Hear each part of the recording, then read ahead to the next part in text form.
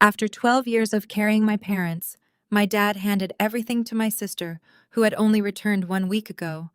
I set down the power of attorney and the house keys. Congrats, Linda. Mom nodded, adding that she deserves it. But when my sister opened my letter, she exploded, screaming that I must be joking. My name is Haley. I am 33 years old, and I work as a financial restructuring consultant in Chicago. For over a decade, I kept my family logistics company from sinking into oblivion. Before I reveal what happened next, let me know where you are watching from in the comments below.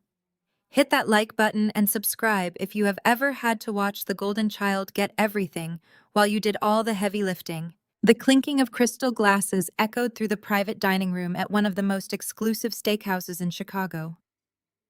My father Thomas stood at the head of the heavy mahogany table. He wore his favorite tailored suit, tapping his silver spoon against his champagne flute, demanding the attention of the room. My mother Martha sat to his right, looking up at him with absolute adoration. To his left sat Linda. Linda is my younger sister, exactly 30, and the undeniable golden child of our family. She had just returned to Chicago a week ago. For the past 4 years, she had been living in Los Angeles, fully funded by my parents, attempting to become a luxury lifestyle influencer. When her follower count stagnated and her credit card bills skyrocketed, she suddenly decided that family was the most important thing in the world and came home. I sat at the opposite end of the table. I was the reliable one who spent 70-hour weeks analyzing balance sheets and restructuring toxic debt. I took a slow sip of water and watched my father clear his throat. Thank you all for being here tonight. Thomas began, his voice booming with confidence. As you know, I have spent 35 years building our family logistics company from the ground up. It has been a rewarding journey. We have faced challenges, but we have always prevailed because we understand hard work and family legacy. He paused to smile warmly at Linda. Linda beamed back, adjusting her designer dress. She had spent the entire appetizer course complaining about her flight from California and showing off photos of parties. Not once had she asked how the family business was actually doing. Recently, I've been thinking about the future, my father continued. I am not getting any younger, and a company like ours requires fresh energy. It requires innovation and a true visionary at the helm. That is why I have decided it is time for me to step down. I am officially announcing my retirement. My mother gasped softly and reached out to squeeze his hand. Oh, Thomas, you have earned a break, she cooed. You have worked so hard for us. He patted her hand affectionately. Thank you, Martha. But obviously, I cannot just leave the company in the hands of strangers. A legacy must be protected by blood. It needs someone who understands modern trends. Therefore, effective immediately, I am handing over 100% of the company and the position of Chief Executive Officer to Linda. The silence that followed his announcement was absolute. I just stared at my father, letting his words hang in the air. For 12 years, I had been the one managing the accounts. I was the one who negotiated with angry vendors when accounts were overdrawn. I was the one who skipped holidays to balance ledgers and implement emergency protocols.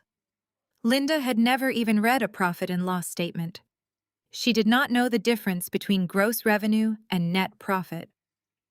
Linda let out a high-pitched squeal of delight and jumped up to hug him. Oh my gosh, Dad, thank you so much. I promise I will make it the most aesthetic logistics company in the Midwest. We can do a total brand overhaul. I have so many ideas for our social media. You have the vision, my dear Thomas said, proudly kissing her cheek. You have exactly what this company needs to reach the next level. My mother turned to look at me, her expression shifting into that familiar condescending smile. Haley, do not look so glum. You have done a decent job keeping the books organized, but you have to admit this is the right move. Linda has the charisma and the vision to lead. You are more of a behind-the-scenes person. You should be happy for your sister. She deserves this. She deserves this. The phrase echoed in my mind. Linda deserved the company because she took pretty pictures and knew how to use photo filters. She deserved the empire I had bled to keep afloat because she was the charming daughter who made my parents feel trendy. I looked at Linda, who was now busy taking a selfie with her glass of champagne to commemorate her new title. She had not asked a single question about the company fleet employee payroll or vendor contracts. She just wanted the title and the prestige. As the waiter arrived to serve the main course, the contrast between my reality and theirs had never been sharper. I watched my father cut into his meal. He truly believed he had just passed on a thriving, debt-free kingdom. He only believed this because I had spent the last decade absorbing all the panic. I recalled staying awake until 3 in the morning moving funds between accounts, just so our drivers got their paychecks. I remembered missing my own college graduation party because a distribution hub had a structural failure, and I had to personally negotiate a payment plan. My parents never saw those struggles because I shielded them. I protected the ego of my father because I thought that was what a good daughter should do. I thought my dedication would finally earn me a place at the head of the table. Instead, my reward was being told to stay in the shadows while the golden child took the crown. Linda was talking loudly about redesigning the executive suite. She wanted to replace the dark oak furniture of my father with white marble and pink velvet chairs to look better for her video updates. My mother nodded along enthusiastically, ignoring the fact that the company headquarters had a leaking roof we supposedly could not afford to fix. "Haley, are you listening?" my father barked. "We need you to draft the transfer documents by Monday. Linda has big ideas, and we do not want to slow her down with technicalities." The sheer audacity of his request washed over me, but it did not make me angry. Anger requires an emotional investment I no longer possessed. When you realize the people you love will never value your sacrifices, anger burns out, leaving behind cold clarity. I realized in that moment I did not need to fight for their respect anymore. I did not need to beg for a seat at a table I had bought and paid for myself. My silence must have been too loud for my mother to ignore. She set her fork down with a sharp clink against the fine china, her eyes narrowing as she studied my face. Martha never liked it when I failed to react the way she expected. She leaned across the table, her voice dropping into a register that was meant to sound maternal, but was dripping with a very clear warning. "Haley." "Please do not start," Martha said. "I can see your mind working, and I will not have you ruin this night with your jealousy. Linda has worked incredibly hard to build her personal brand, and she deserves this opportunity to shine. Your father and I agree her modern perspective is exactly what we need right now." I placed my hands flat on the smooth mahogany table, taking a slow, deep breath. "Jealousy.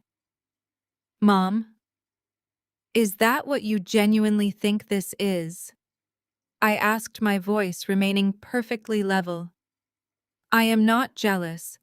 I am just trying to reconcile your concept of hard work with the reality of the past decade." Thomas scoffed aggressively, cutting a piece of his steak. "Do not be disrespectful to your sister. You have had a comfortable, safe position managing the books. We appreciate that. But Linda understands networking. She understands how to project an image of success. That is what drives growth in the market today." I studied the three of them in silence. It was not Linda's confidence that bothered me. It was the assumption beneath it, the certainty that no matter what title she received or how many mistakes she made, I would remain in the background cleaning up the damage. My father wanted the appearance of a modern company without confronting its numbers. My mother wanted a success story she could repeat to her friends. Linda wanted an impressive title, a redesigned office, and another reason to photograph herself. Not one of them had asked what the business could actually afford or what obligations came with the position they were celebrating. That was when I understood that continuing the argument would accomplish nothing. Every fact I presented would be dismissed as jealousy. Every sacrifice I mentioned would be reduced to a personal choice. They did not want the truth. They wanted my labor without having to acknowledge its value. So I decided to give them exactly what they claimed to want. If Linda was truly prepared to lead, she deserved to receive the company in its complete and unprotected condition. She would inherit the authority, the obligations, the contracts, and every consequence attached to them. I would no longer stand between her and reality. The decision settled inside me with surprising calm. I did not need their apology, their gratitude, or their permission. I only needed to stop protecting them. I reached down to the floor and picked up my designer handbag. The soft leather felt grounding under my fingertips. I unzipped the main compartment and reached inside. "Well, Dad," I said, keeping my tone light and conversational. "I suppose you are right. Leadership does require a completely different kind of vision. And since Linda is so ready to take on the responsibility of the family legacy, it is only fair that I step completely out of her way." I pulled out the heavy ring of keys that opened the main office, the warehouse, and the dispatch center. I set them gently on the table next to my water glass. Then I reached into my wallet and withdrew the platinum corporate credit card with my name on it. I placed it directly on top of the keys. My father frowned, his brow furrowing in deep confusion. "What are you doing?" I said. "I was stepping down as the chief executive officer, not that you were fired from your job. We still need you to handle the accounts. Linda cannot be bothered with the day-to-day numbers while she is focusing on the big picture." I smiled, a real genuine smile that seemed to unsettle my mother instantly. "Actually, Dad, you fired me the moment you handed the company to someone who has never worked a single day in the industry. But I am not angry. In fact, I think this is exactly what needs to happen." I reached into my bag one last time and pulled out a thick, legally binding document printed on high-quality paper.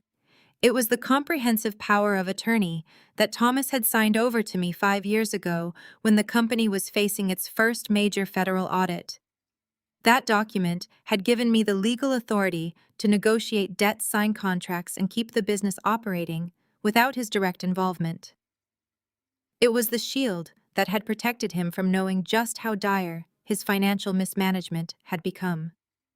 I placed the document on the table and slid the entire pile, the keys, the credit card, and the legal paperwork smoothly across the polished wood. The items came to a halt right in front of the plate of Linda. "This is my official resignation," I announced, my voice steady and clear. "The keys to the kingdom are all yours. The corporate card is there, though you might want to check the balance before ordering those pink velvet chairs. And that document is my formal relinquishment of the power of attorney.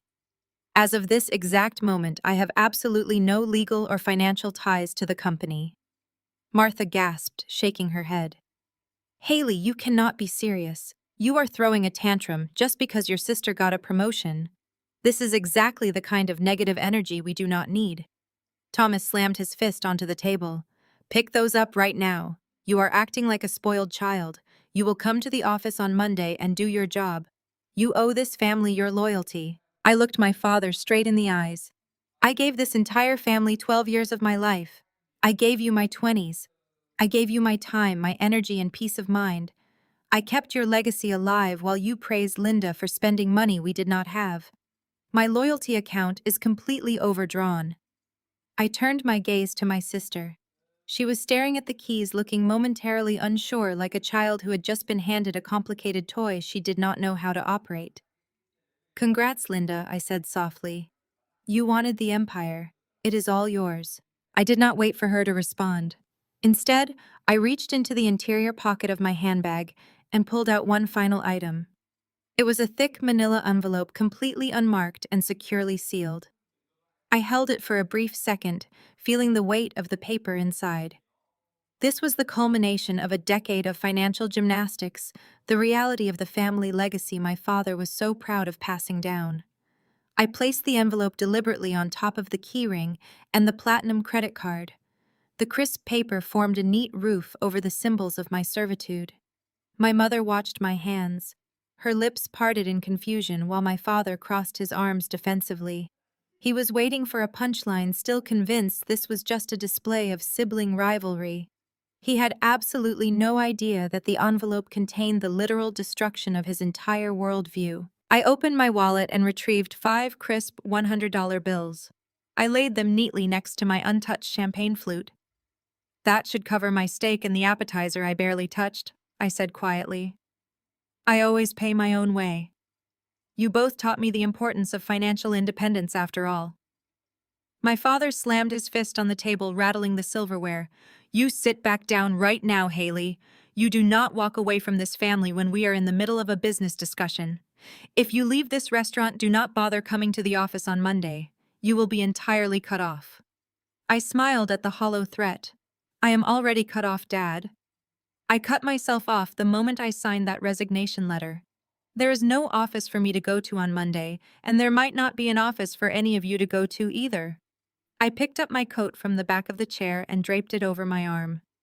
Celebrate the new chief executive officer. I took 2 steps away from the table, fully intending to walk out the front doors and never look back. But my sister has never been able to resist a mystery, especially one that might contain money. Wait, Linda demanded, her voice sharp and authoritative. What is this? What did you leave me? I stopped and turned slowly. I watched as her manicured fingers snatched the manila envelope from the table. She tore at the seal with impatience, completely ignoring our mother warning her not to indulge my dramatics. Linda pulled out the thick stack of documents. The paper was heavy, official, and covered in dense legal text. The top page featured the bold letterhead of a major commercial lender. I stood in the aisle of the restaurant watching my sister read. The ambient noise of the steakhouse clinking glasses, low conversations, the soft jazz playing overhead seemed to fade into the background. I watched the progression of understanding wash over the face of Linda.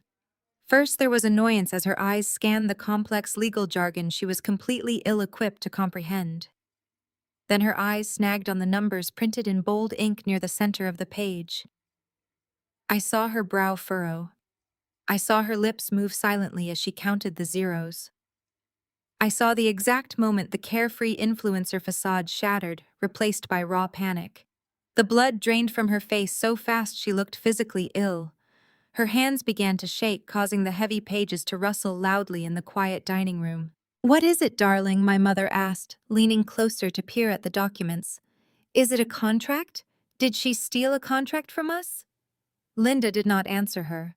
Her eyes darted back and forth across the page, seeking a different explanation, searching for a mistake. Anything to make the numbers stop, meaning what they meant. Then she looked up at me. Her eyes were wide, terrified, and filled with a sudden, frantic realization. You are joking, Linda screamed. The sheer volume of her voice sliced through the elegant atmosphere of the restaurant. Dozens of heads turned in our direction. Waiters paused mid-step, balancing heavy trays of food. The low hum of wealthy patrons discussing their weekends vanished instantly, replaced by a heavy, suffocating silence.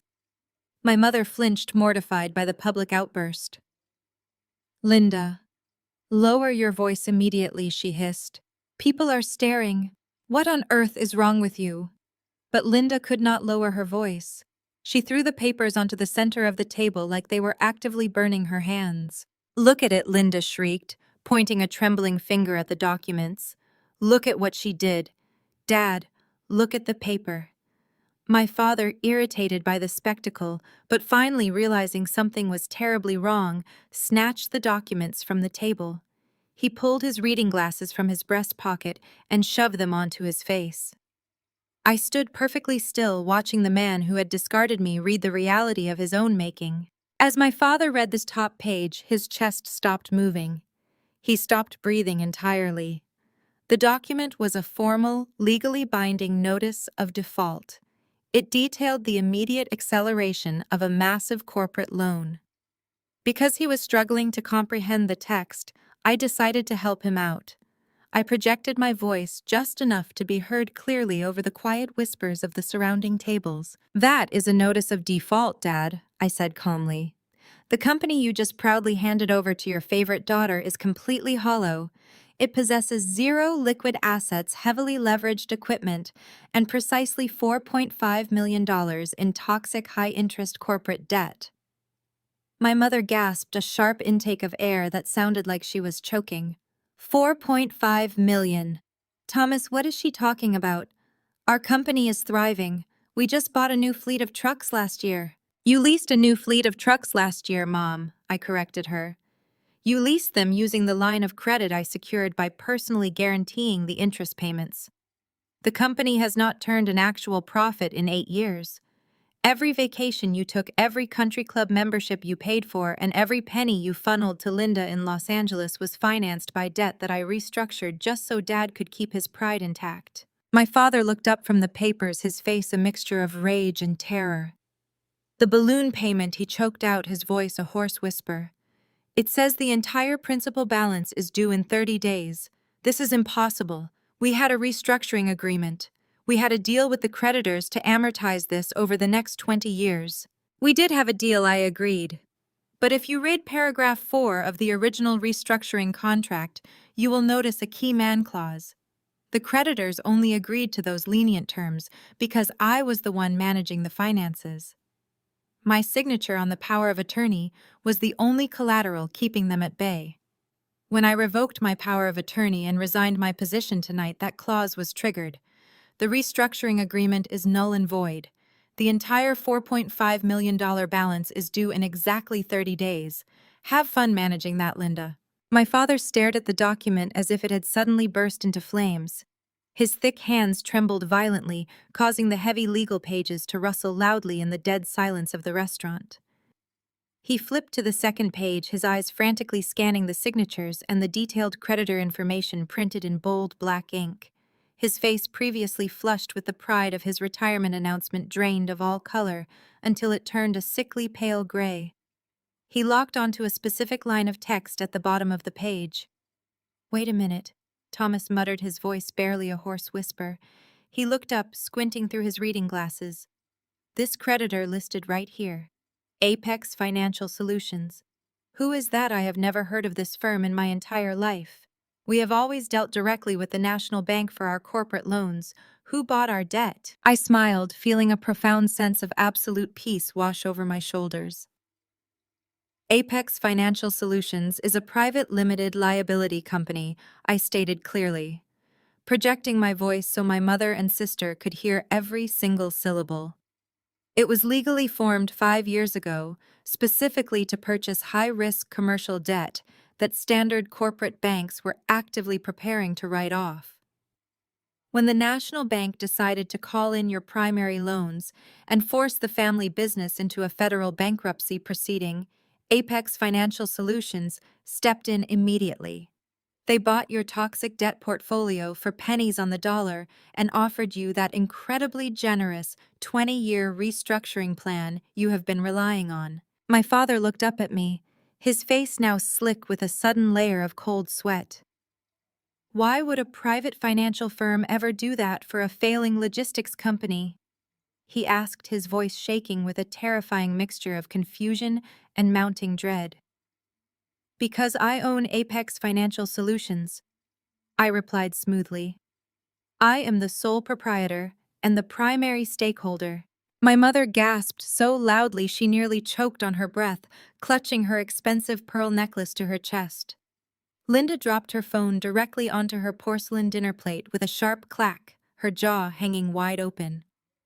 My father just stood frozen in place, his mouth opening and closing, as his brain violently struggled to process the sheer magnitude of the revelation I had just dropped onto the dining table.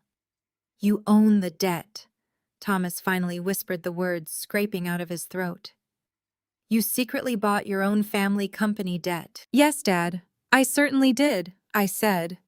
"I used every single penny of my personal savings, along with several highly profitable independent investments I made over the last decade, to purchase that debt portfolio.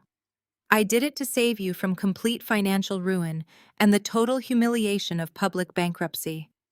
I did it because I foolishly believed that if I kept the company alive and breathing, you would finally see my inherent value.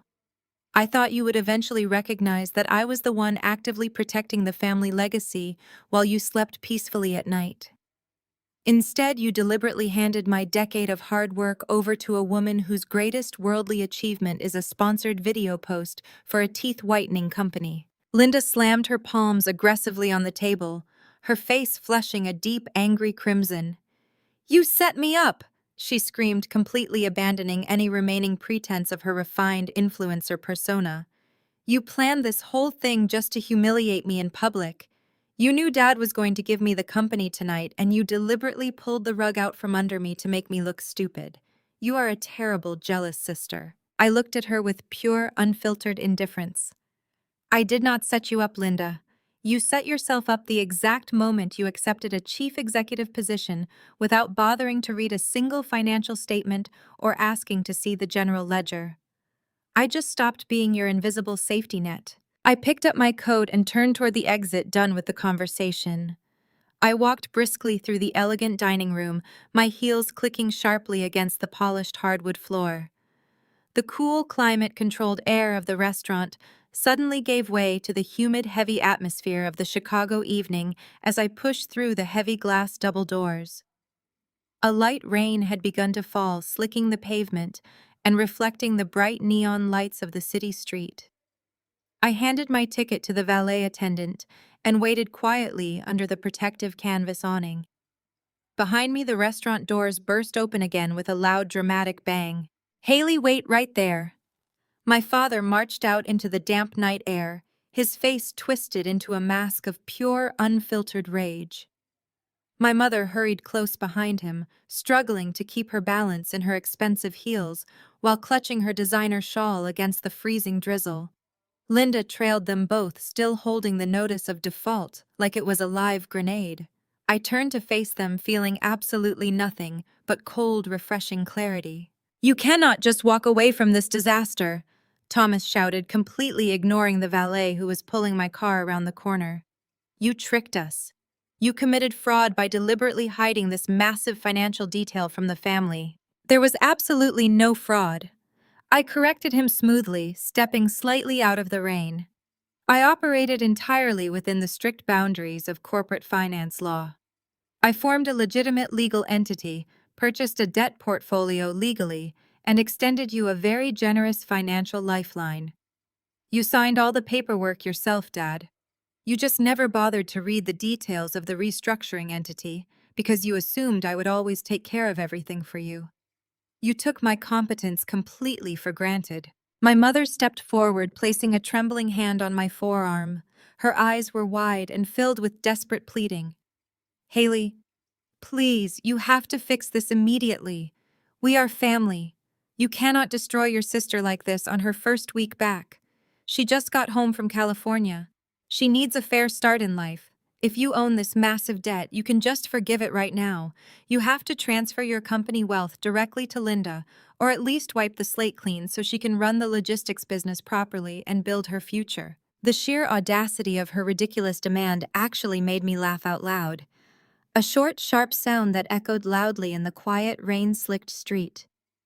"You want me to simply forgive $4.5 million of legitimate corporate debt?" I asked, staring at my mother in absolute disbelief.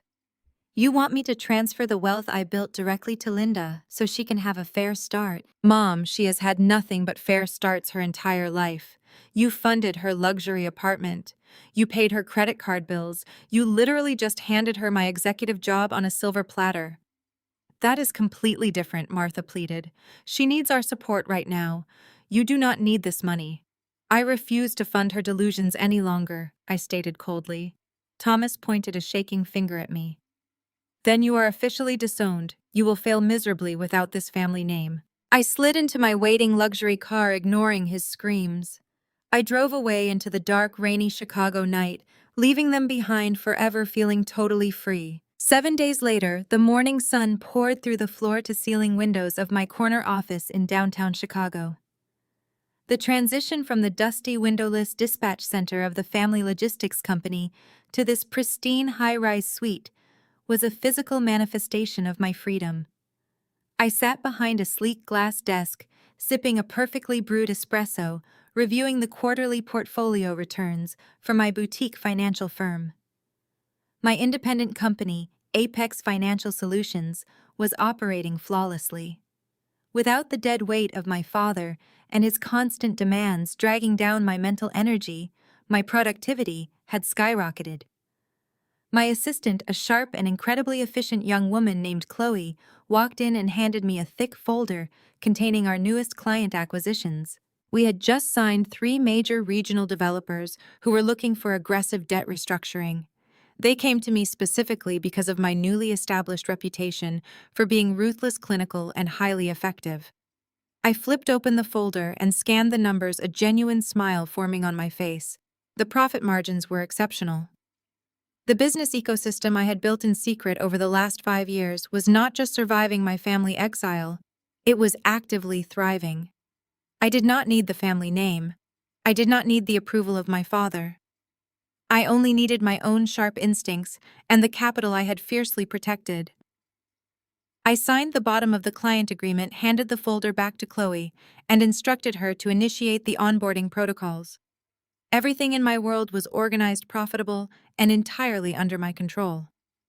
I took another sip of espresso, relishing the quiet hum of success that filled my pristine office. Meanwhile, 20 miles away in the industrial sector of the city, my sister was discovering exactly what it meant to run a logistics empire. Linda had officially moved into the executive suite on Monday morning. Her very first executive decision, completely ignoring the mounting stack of urgent vendor invoices on her desk, was to order a massive delivery of pink velvet armchairs and a custom neon sign featuring her social media handle. Linda spent the first 4 days of her tenure as Chief Executive Officer entirely focused on producing content. She posted endless updates about her girl boss era, completely oblivious to the fact that the company phone lines were ringing non-stop with angry calls from unpaid suppliers. By Thursday afternoon, the aesthetic facade began to violently crumble. The head dispatcher, an exhausted man named Robert, who had relied on my daily problem-solving for years, finally kicked open the door to her newly pink office. He cared that 6 of their primary freight trucks were currently stranded at a way station in Indiana because the company fuel cards were being universally declined at the pumps. Linda sat behind her pristine white desk, blinking at Robert in total confusion. "What do you mean the fuel cards are declined?" Linda asked, her voice laced with severe annoyance rather than actual concern. "Just tell them to run the cards again. The machines are probably broken." Robert slammed a towering stack of past due notices directly onto her keyboard. "The machines are not broken, Linda.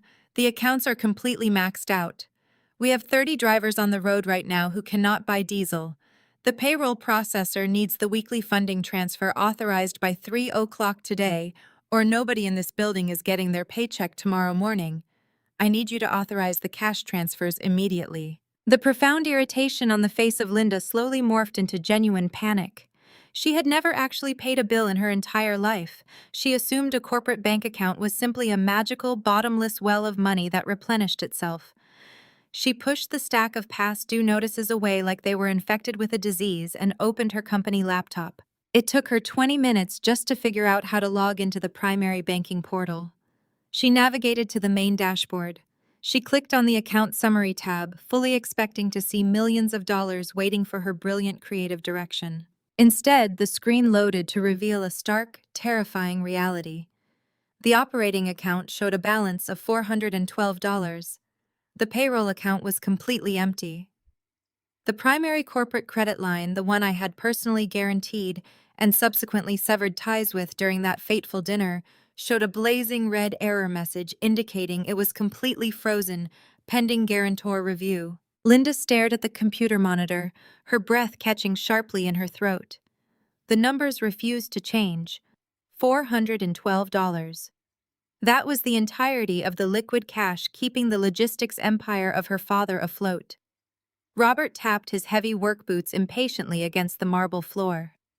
"Well," he demanded, "are you going to wire the funds or not? The drivers are waiting in the freezing rain." "I do not understand," Linda stammered, her hands trembling violently over the keyboard. "Where is the rest of the money? Dad said the company was making millions. There has to be a hidden account somewhere.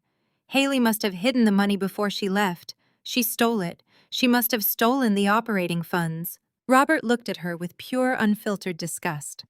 "Haley did not steal anything. Haley spent every single morning moving pennies around just to keep the lights on in this dump. There is no hidden account. There is only the debt.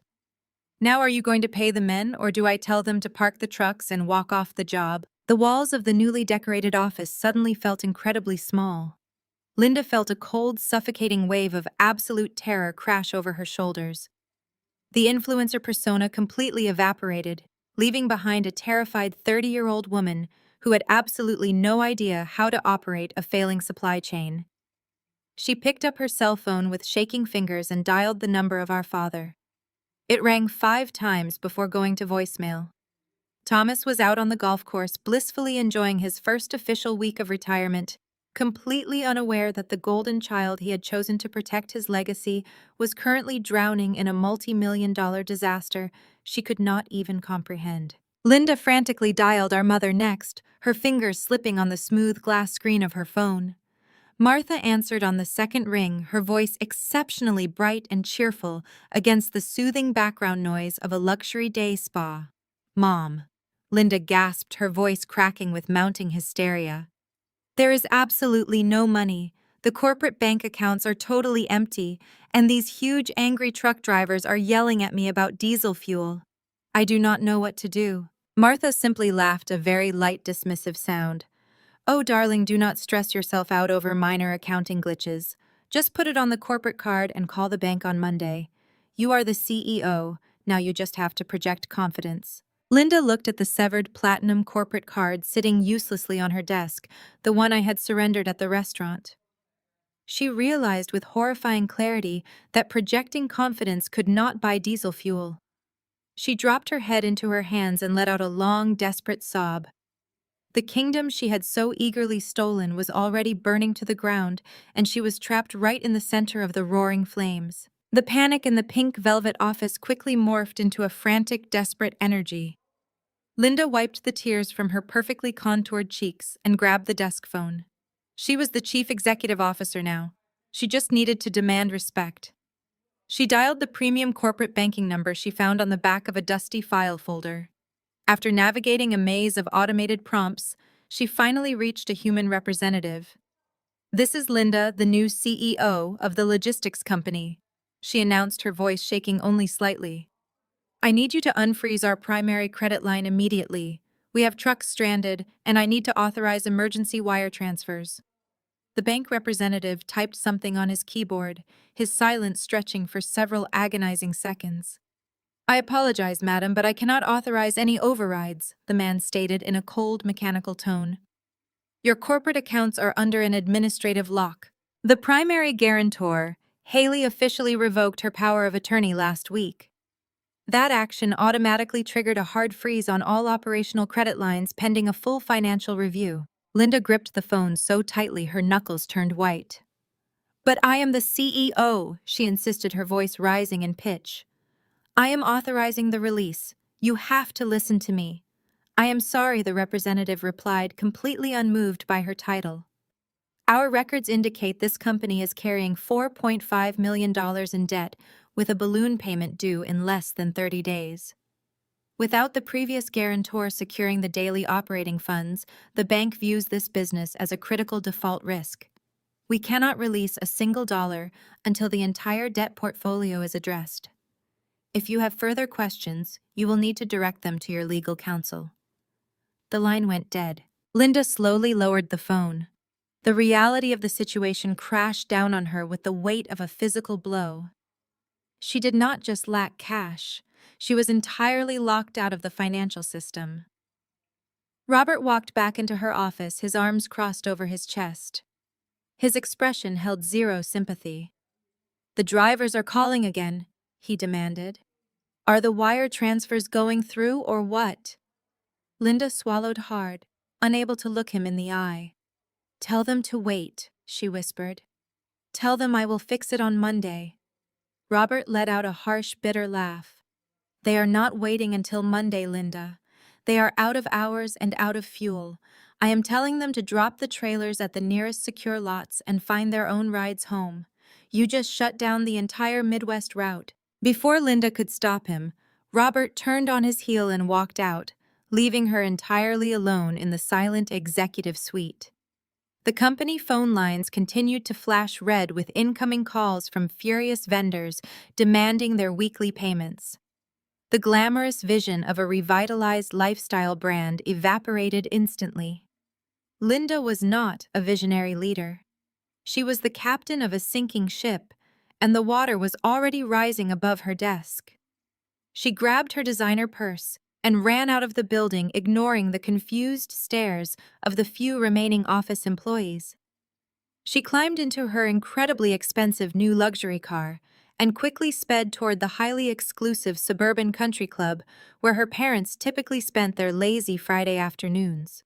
The drive felt like a blur of pure adrenaline and mounting terror. Linda slammed her car into a reserved parking space and marched straight through the ornate double doors of the club dining room. Thomas and Martha were seated at a prime table near the window, sipping expensive wine and chatting with another wealthy couple. They looked the picture of serene, affluent retirement. The sight of their relaxed, smiling faces ignited a fire of absolute rage inside Linda. She marched across the dining room, her high heels stomping aggressively against the carpet. "Dad!" She shouted, her voice completely shattering the quiet, sophisticated atmosphere of the country club. The elderly couple sitting with her parents jumped in their seats. Thomas snapped his head around, his eyes widening in shock as he took in the disheveled, frantic appearance of his golden child. "Linda, what on earth are you doing here?" he hissed, keeping his voice low to avoid a public scene. "You look like a madwoman. Go wait in the lobby right now." "I will not wait in the lobby!" Linda screamed, tears of pure frustration streaming down her face. "There is no money, Dad. The bank locked me out. The trucks are abandoned on the highway, and the drivers just quit." Martha stood up quickly, trying to grab the arm of Linda. "Darling, please lower your voice. People are looking at us. We can talk about this at home today." Linda yanked her arm away violently. "No, Mom, we are talking about this right now. You told me this was a successful company. You told me I was taking over a thriving empire. You lied to me. Both of you lied to me. The business is completely dead." Haley took the only lifeline we had and walked away. Thomas stood up, his face turning a dangerous shade of crimson. He quickly apologized to his friends and grabbed Linda by the elbow, dragging her forcefully out onto the outdoor patio, away from the prying eyes of the country club members. "How dare you come in here and scream at us?" he roared once the glass doors swung shut. "You are the CEO now. Handle the minor banking issues yourself instead of throwing a tantrum like a spoiled child. You are embarrassing this entire family right now." Linda shoved her phone into our father's hands. The banking dashboard was still open. $412 remained in the operating account. The payroll account showed a zero balance, and a red banner stretched across the screen, announcing that every corporate credit facility had been suspended, pending guarantor and creditor review. "Look at it," Linda demanded. "That is all we have." Thomas stared at the screen, repeatedly refreshing the page as though the numbers might change out of respect for him. They did not. Linda then played the recorded message the bank had sent after her call. The representative's voice stated that the withdrawal of the previous financial guarantor had activated the company's default provisions. Until the outstanding debt was resolved, no executive title signature or internal authorization could release additional funds. Martha's expression finally changed. "Can Haley reverse it?" Linda laughed bitterly. "Haley owns the creditor holding the debt. She is the only person who can negotiate new terms, and she has no reason to help us." For the first time since the dinner, our father had no command to give and no employee to blame. His authority had been reduced to a frozen screen and an account balance that could not cover a single truck's fuel bill. The three of them stood together on the country club patio, surrounded by luxury they could no longer afford, finally understanding that the company was not suffering from a temporary accounting problem. It had survived only because I had continuously prevented its collapse. Linda refused to accept that her failure was her own fault. Standing on the cold stone patio of the country club, watching our father stare blankly at his phone, her survival instinct finally kicked in. It was not the instinct to work hard, formulate a business plan, or take accountability for her incompetence. It was the instinct to control the narrative at all costs. If she could not be the brilliant, successful corporate executive she had promised her followers, she would simply pivot to a role she was much more comfortable playing. She would become the ultimate victim. Leaving our parents at the country club to deal with the fallout, Linda sped straight back to her luxury apartment. She completely ignored the dozens of voicemails from the warehouse manager and abandoned the truck drivers to their fate. As soon as she walked through her front door, she set up her expensive ring light in the center of her living room. She adjusted her camera angle to capture her face in the most flattering, dramatic light possible. She spent 10 minutes practicing her expression in the mirror, making sure she looked appropriately devastated but still beautiful. Then she forced tears to well up in her eyes and pressed record. "Hey guys," Linda began, her voice trembling with perfectly calculated emotion. "I know I promised you an exciting update about my new journey as a chief executive officer, but something terrible has happened. I am making this video because I need to warn you about how toxic family dynamics can completely destroy your life." She paused to wipe a single delicate tear from her cheek. "My older sister Haley has committed an ultimate act of betrayal. She was incredibly jealous when our father recognized my potential and handed the company over to me. Instead of being supportive, she decided to sabotage our entire family." Linda stared directly into the camera lens, delivering a masterclass in manipulation. She claimed that I had secretly embezzled millions of dollars from the corporate accounts over the past 5 years to fund my own private business. She told her audience that I had maliciously locked our parents out of their own life savings simply because I was bitter about her promotion. She completely fabricated a story about how I had abandoned our elderly parents, leaving them drowning in debt that I had secretly created. It was a flawless, terrifying performance. She painted me as an unhinged, greedy monster who had plotted in the shadows for years, waiting for the perfect moment to strike. Within an hour of posting, the video went completely viral within our social circle. Linda had thousands of followers, but more importantly, she had the attention of our entire extended family. My mother, desperate to salvage any shred of dignity, immediately shared the video to her own social media pages with a caption begging for prayers during this difficult time. My father remained completely silent, choosing to let his daughters tear each other apart in public, rather than admit to his wealthy friends that he had bankrupted his own company. The fallout was instantaneous and entirely predictable. My personal cell phone, which had been blissfully quiet all morning, suddenly erupted. The first message came from Aunt Barbara, the older sister of my mother, who had always favored Linda. "I just watched the video," Barbara texted. "I cannot believe you would do something so evil to your own parents. You always were a sneaky, bitter girl. I remember how you used to sit alone in your room during family holidays, instead of socializing with us. Now I know you were just in there plotting against your own blood. You should be absolutely ashamed of yourself." That text was just the beginning of the avalanche. My phone began buzzing relentlessly as cousins, uncles, and distant relatives piled onto the digital lynch mob. They weaponized every single memory of my childhood introversion to justify the wild accusations of my sister. A cousin named David sent a massive paragraph accusing me of financial elder abuse. He claimed that my refusal to attend his destination wedding 3 years ago was not because I was working as I had stated, but because I was hoarding the embezzled family money.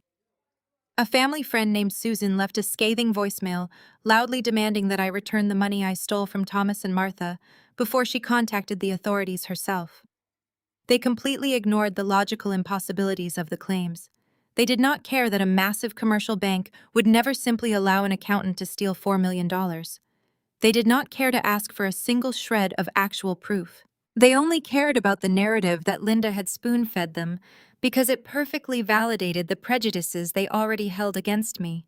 I was the quiet, boring sister who preferred spreadsheets to social events. Therefore, I had to be the villain. I sat at my pristine glass desk in my downtown office watching the hateful messages flood my screen. A younger, more fragile version of myself would have been completely crushed by this massive, coordinated attack. I would have spent hours frantically typing out paragraphs of defense, begging them to look at the actual banking records, desperately trying to prove my innocence to people who were utterly committed to misunderstanding me. I would have cried over their cruel words and wondered why my own family hated me so much. But that version of Haley died a long time ago, buried under a mountain of unpaid vendor invoices and the blatant disrespect of my parents. Instead of feeling hurt, I felt a deep clinical satisfaction. I picked up my phone, but I did not reply to a single message. I did not block their numbers. I did not post a defensive statement on my own social media accounts. Silence is often the most terrifying response you can give to a narcissist, and I intended to use it to its full potential. I simply opened my photo gallery and began taking precise, high-resolution screenshots of every single defamatory post, every threatening text message, and every vicious comment. I methodically cataloged the evidence.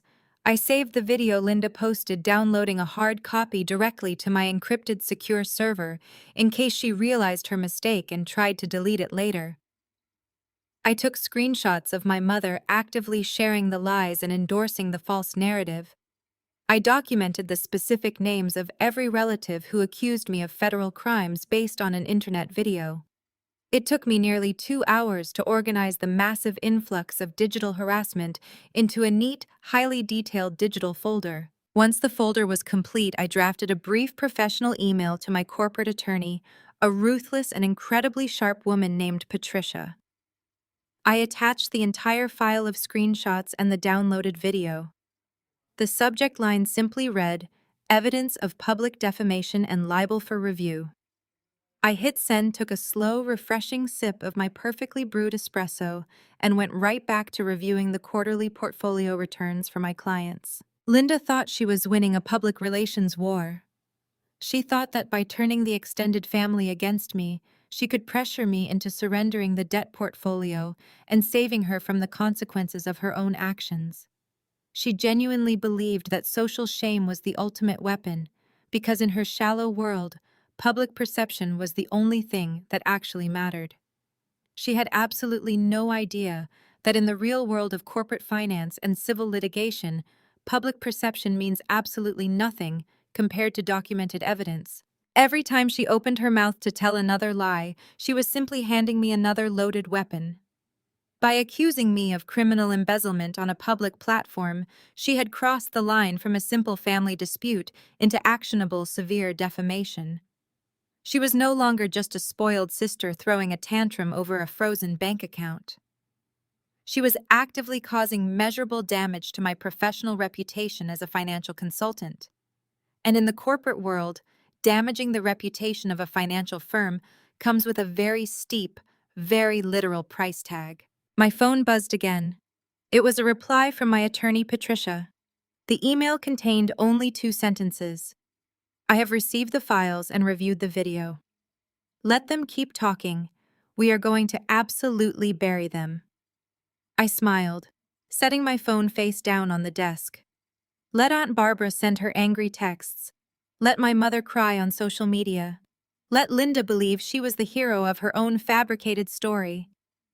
They were building their own trap, completely oblivious to the fact that I was the one holding the lock and key.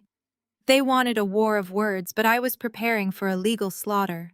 While I spent my weekend finalizing my defamation case, Linda spent hers watching the family company violently hemorrhage its last remaining drops of credibility.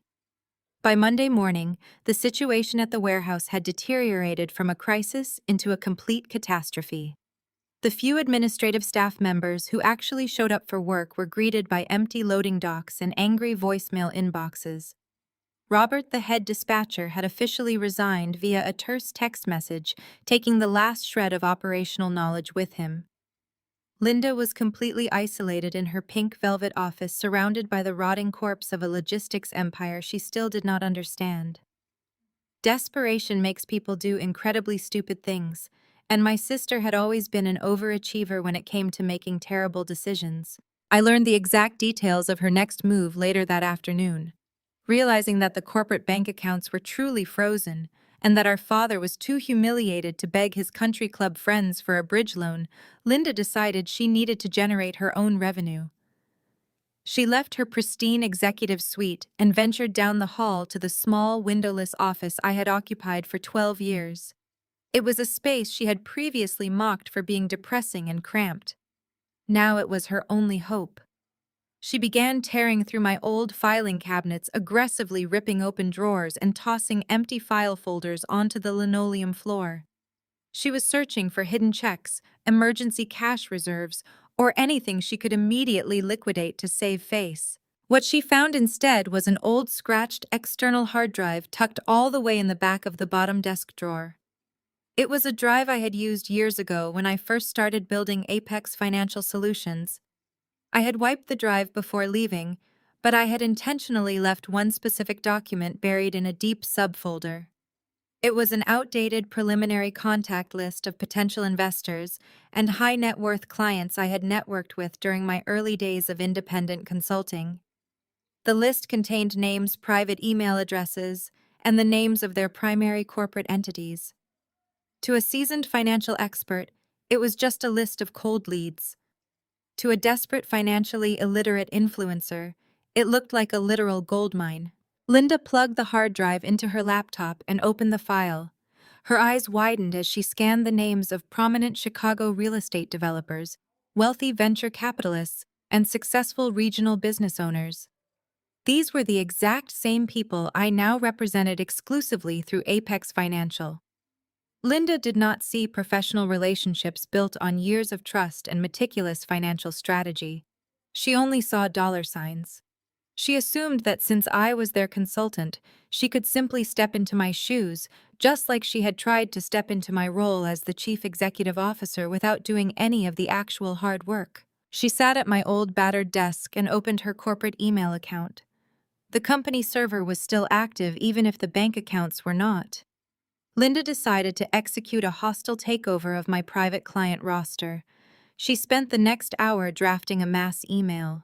She did not bother to personalize the messages or research the specific financial needs of each individual client.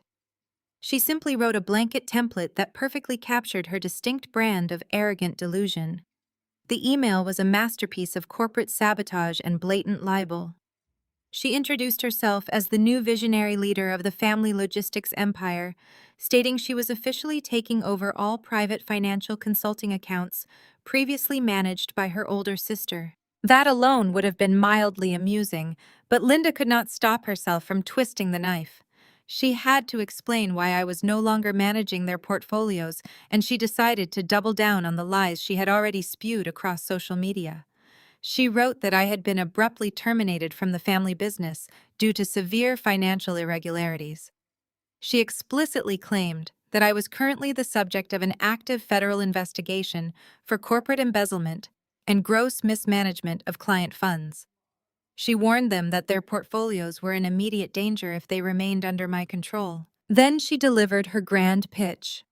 She offered every single client on that list a 50% discount on all restructuring and consulting fees if they immediately transferred their assets and their trust over to her. She promised them a modern approach to their financial growth, completely ignoring the fact that she did not even know how to balance a standard checkbook. She attached a direct wire transfer routing number for a personal bank account she had hastily opened that morning, demanding an upfront retainer fee to secure her elite services. She hit send, blasting that defamatory email to 45 of the most powerful and well-connected business leaders in the state of Illinois. Linda leaned back in my old desk chair, a smug smile spreading across her face. She genuinely believed she had just outsmarted me. She thought she was about to receive a flood of incoming wire transfers that would miraculously save the family business and prove our parents right about her inherent genius. She fundamentally misunderstood the nature of the clients I represented. The people on that list were not gullible internet followers who could be swayed by a pretty face and a dramatic story.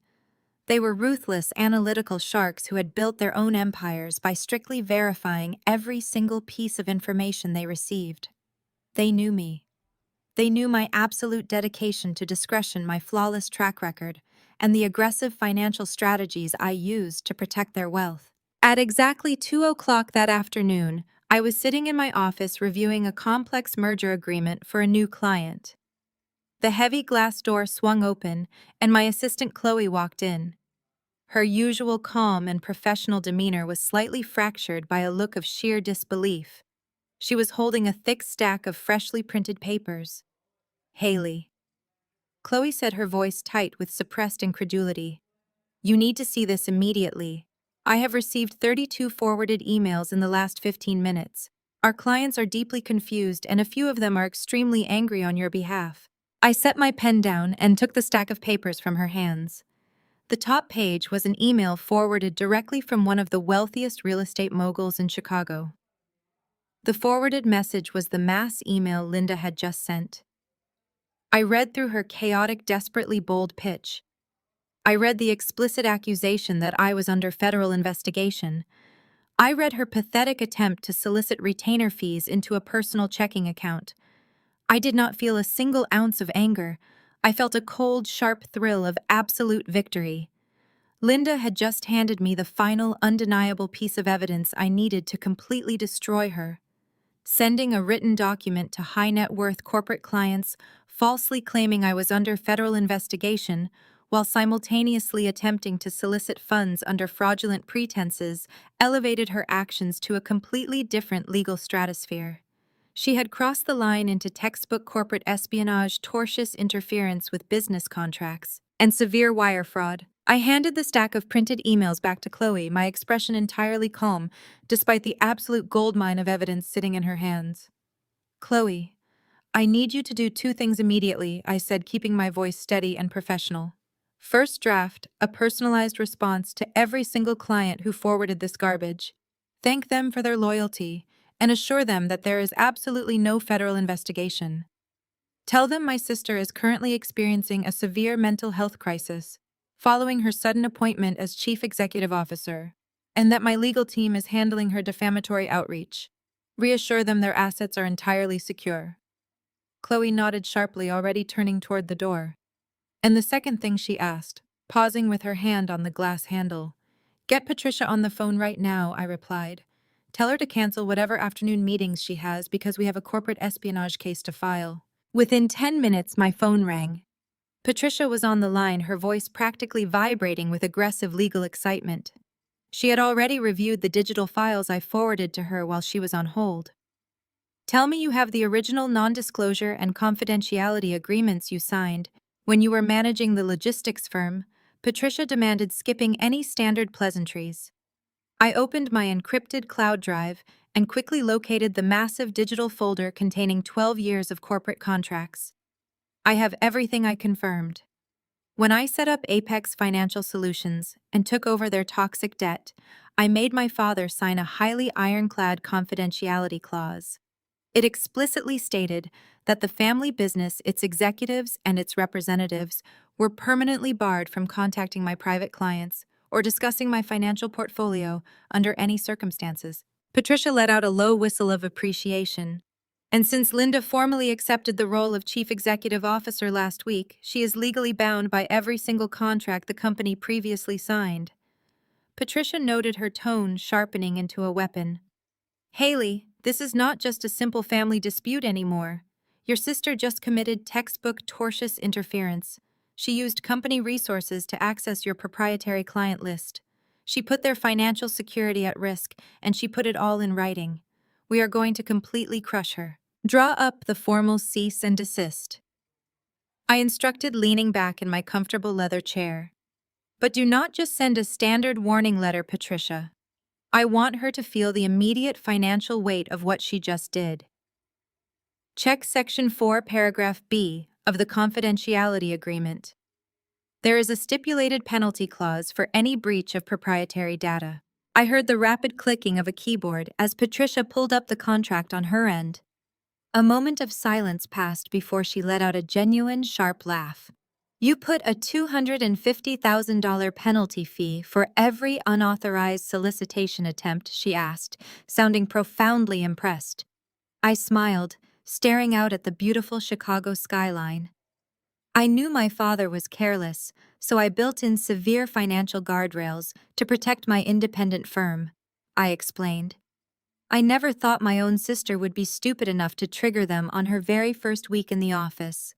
Add the penalty to their existing corporate debt, Patricia. The balloon payment is due in less than a month, and they just added $250,000 to their tab.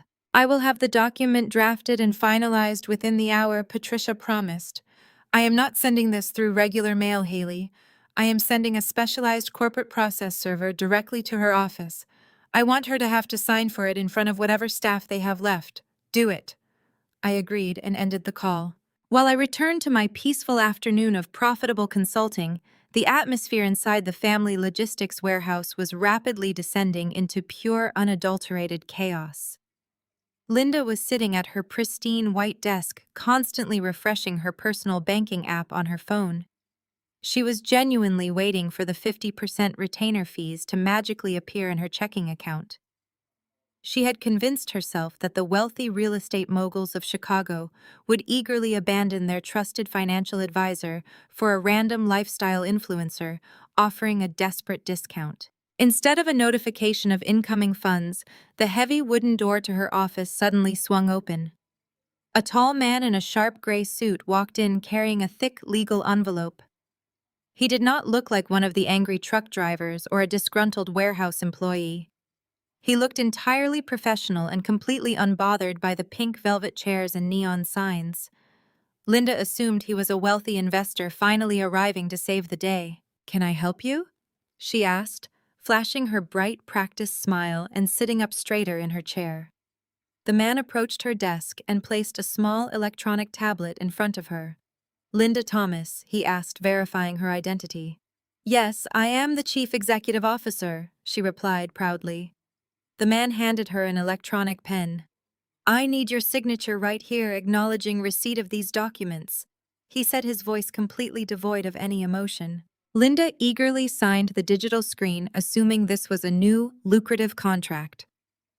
The moment her signature registered, the man picked up the tablet and dropped the thick, heavy legal envelope directly onto her keyboard. "You have been formally served," he announced, turning on his heel and walking straight out of the office without saying another word. The smile instantly vanished from her face. She stared at the envelope. It bore the unmistakable logo of the most ruthless corporate litigation firm in Chicago, the exact same firm that represented my independent business. Her hands began to tremble as she reached for the thick paper, tearing it open with clumsy, uncoordinated fingers. She pulled out the formal cease and desist order. The legal language was dense, but Patricia had made sure the consequences were highlighted with absolute brutal clarity. Linda read the first page, which explicitly detailed her illegal use of proprietary data, her blatant corporate espionage, and her defamatory communications regarding my professional status. The document demanded that she immediately cease all contact with my clients or face direct federal charges for wire fraud due to her attempt to solicit funds into a personal account under false pretenses. But the true devastation waited on the second page. Linda scanned the paragraphs, her eyes widening in sheer terror as she reached the financial penalties section.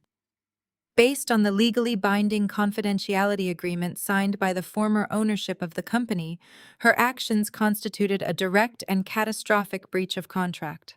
The penalty for this breach was clearly outlined: $250,000. Linda stopped breathing. She read the sentence again and again, hoping the numbers would magically change, but they remained printed in stark, unforgiving black ink. The document explicitly stated that this $250,000 penalty was now immediately added to the existing $4.5 million debt portfolio held by Apex Financial Solutions. Furthermore, the document confirmed that all penalties were subject to the exact same 30-day balloon payment deadline as the primary debt. She let out a strangled gasp, clutching her chest, as a genuine panic attack began to take hold. She had thought she was being clever. She had thought she was striking a massive blow against me by stealing my clients. Instead, she had just handed me the legal right to extract another $250,000 from a company that currently had barely $400 to its name. Her phone suddenly vibrated on the desk. She looked down, hoping desperately it was our mother or father calling to offer some miraculous solution. Instead, her screen displayed a notification from the primary business email server. It was a massive influx of bounce-back messages and automated warnings. The clients she had attempted to poach had not just forwarded her email to me. Several of their own corporate security teams had flagged her message as a malicious phishing attempt, completely blacklisting the family logistics domain from their entire corporate networks. Linda pushed her chair back away from the desk violently. She stood up, her legs shaking so badly she could barely support her own weight. The custom neon sign behind her suddenly flickered and buzzed, mocking her complete failure. She had officially destroyed the last remaining shred of credibility the family business possessed, and she had legally documented her own incompetence for the entire corporate world to see. She grabbed her phone with sweating palms and dialed our father, completely oblivious to the fact that there was absolutely nothing he could do to save her anymore. When my father received the hysterical phone call from Linda, he finally understood the gravity of his situation. The bank freeze was not a technical glitch. The cease and desist was not an empty bluff. The family logistics company was entirely paralyzed and accumulating massive legal penalties by the hour. Panic is a remarkable motivator for people who have spent their entire lives avoiding accountability. By Tuesday morning, my personal cell phone buzzed with an incoming message. It was a carefully worded, highly manipulative message from my mother. Martha wrote that she was heartbroken by the division in our family. She claimed that my father was losing sleep over the tension and that they both desperately wanted to find a peaceful resolution. She invited me to a private reconciliation lunch at a quiet upscale bistro located halfway between my downtown office and their suburban estate. She promised it would just be the three of us, sitting down as a family to heal our wounds and find a compromise. I read the message while sitting at my glass desk, feeling a familiar wave of cynical amusement. I knew my parents intimately. Thomas and Martha did not do peaceful resolutions. They did not compromise. When they felt cornered, they lashed out with whatever weapons they had available. The sudden pivot from public defamation to a private peace treaty was glaringly suspicious. They were setting a trap. A younger, more hopeful version of myself might have believed the words of my mother. I might have shown up to that bistro, expecting genuine apologies and a tearful reunion. But the woman I had become recognized the invitation for exactly what it was. It was a calculated ambush. I decided to attend the lunch, not because I wanted to reconcile, but because I wanted to look them in the eyes when they played their final desperate card. The bistro was an elegant, dimly lit establishment known for its extreme privacy. I arrived exactly on time, wearing a tailored navy suit that projected absolute authority. The hostess guided me to a secluded booth in the back corner of the dining room. As I approached the table, my suspicions were immediately confirmed. My mother and father were sitting on one side of the velvet booth, looking remarkably tense. But they were not alone. Sitting across from them, occupying the space where I was supposedly meant to sit, was a man I recognized instantly. His name was Harrison, and he was the aggressively expensive, notoriously ruthless family lawyer my father kept on retainer for intimidating small vendors and breaking unfavorable contracts. Harrison wore a sharp charcoal suit and a predatory smile. A thick leather briefcase rested on the seat beside him. There was no olive branch. There was only a legal firing squad. I stopped at the edge of the table, making absolutely no move to sit down. I looked at my mother, raising a single eyebrow. "Just the three of us, Mom?" I asked, my voice carrying a sharp edge of amusement. I did not realize we had adopted Harrison into the family. Martha flushed a deep, uncomfortable red, completely unable to meet my eyes.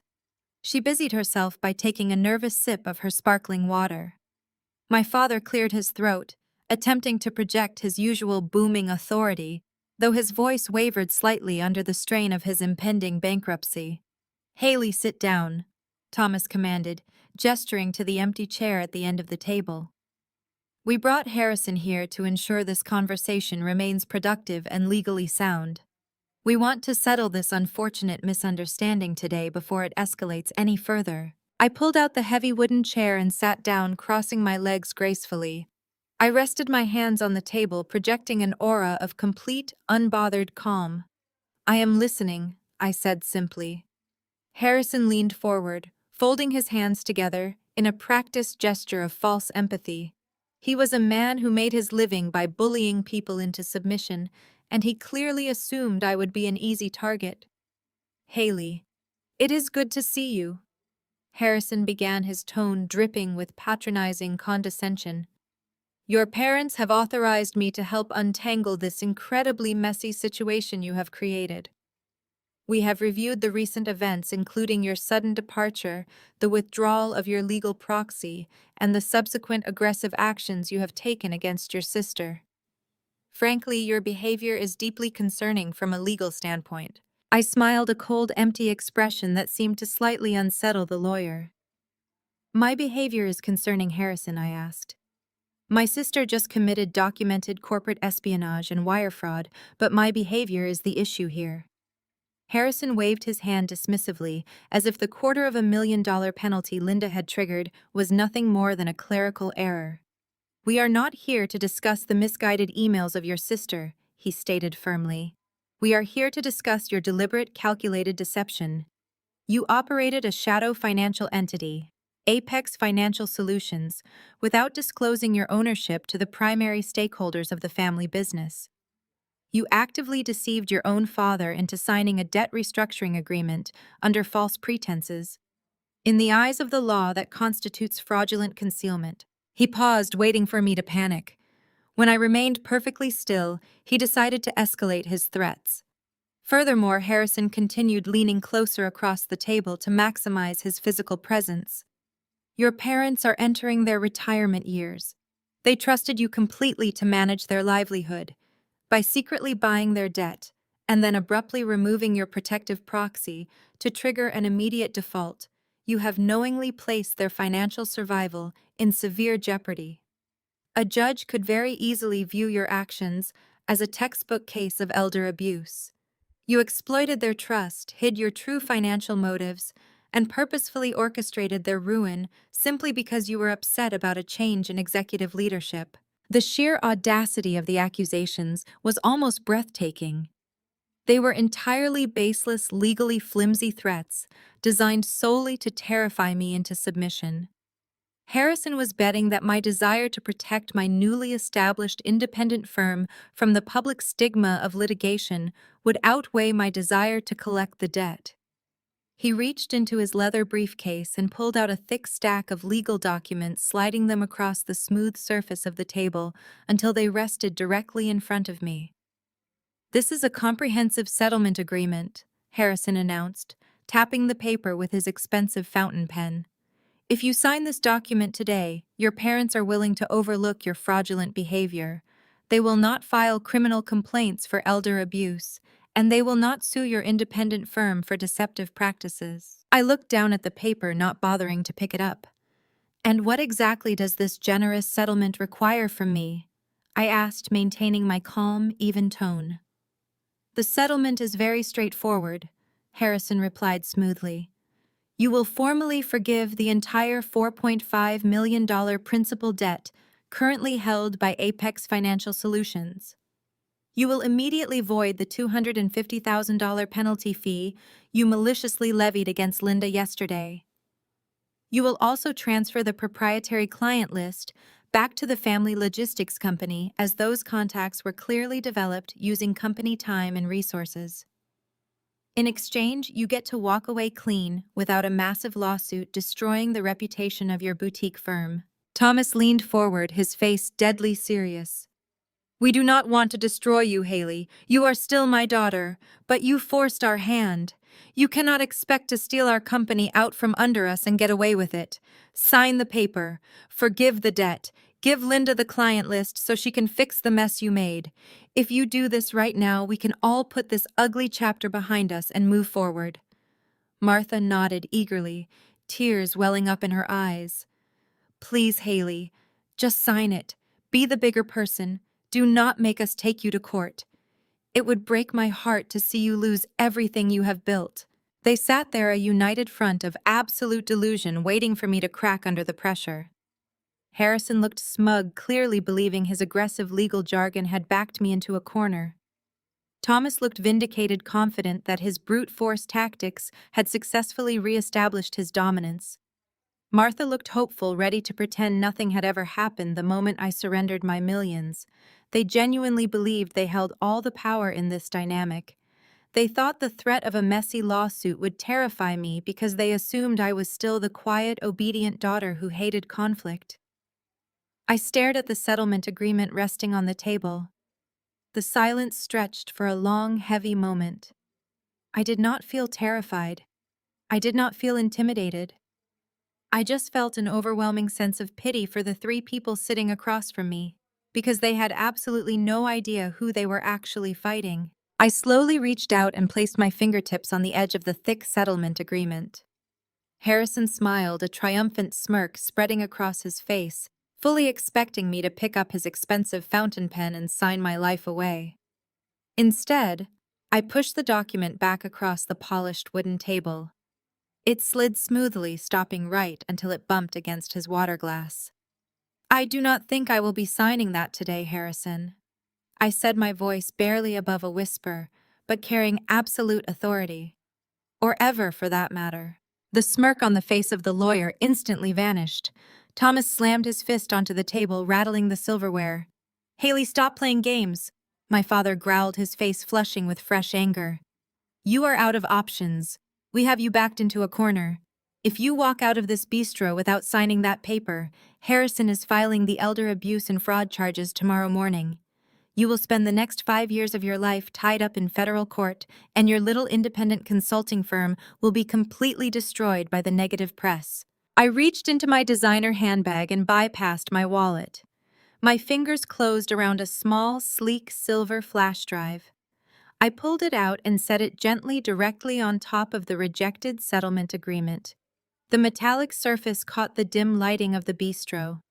"Do you know what the biggest problem with arrogant people is, Dad?" I asked, looking him directly in the eyes. "They always assume everyone else in the room is just as careless as they are. You genuinely believe I spent 12 years protecting this family without keeping a single receipt?" Harrison scoffed, leaning back in his chair and crossing his arms.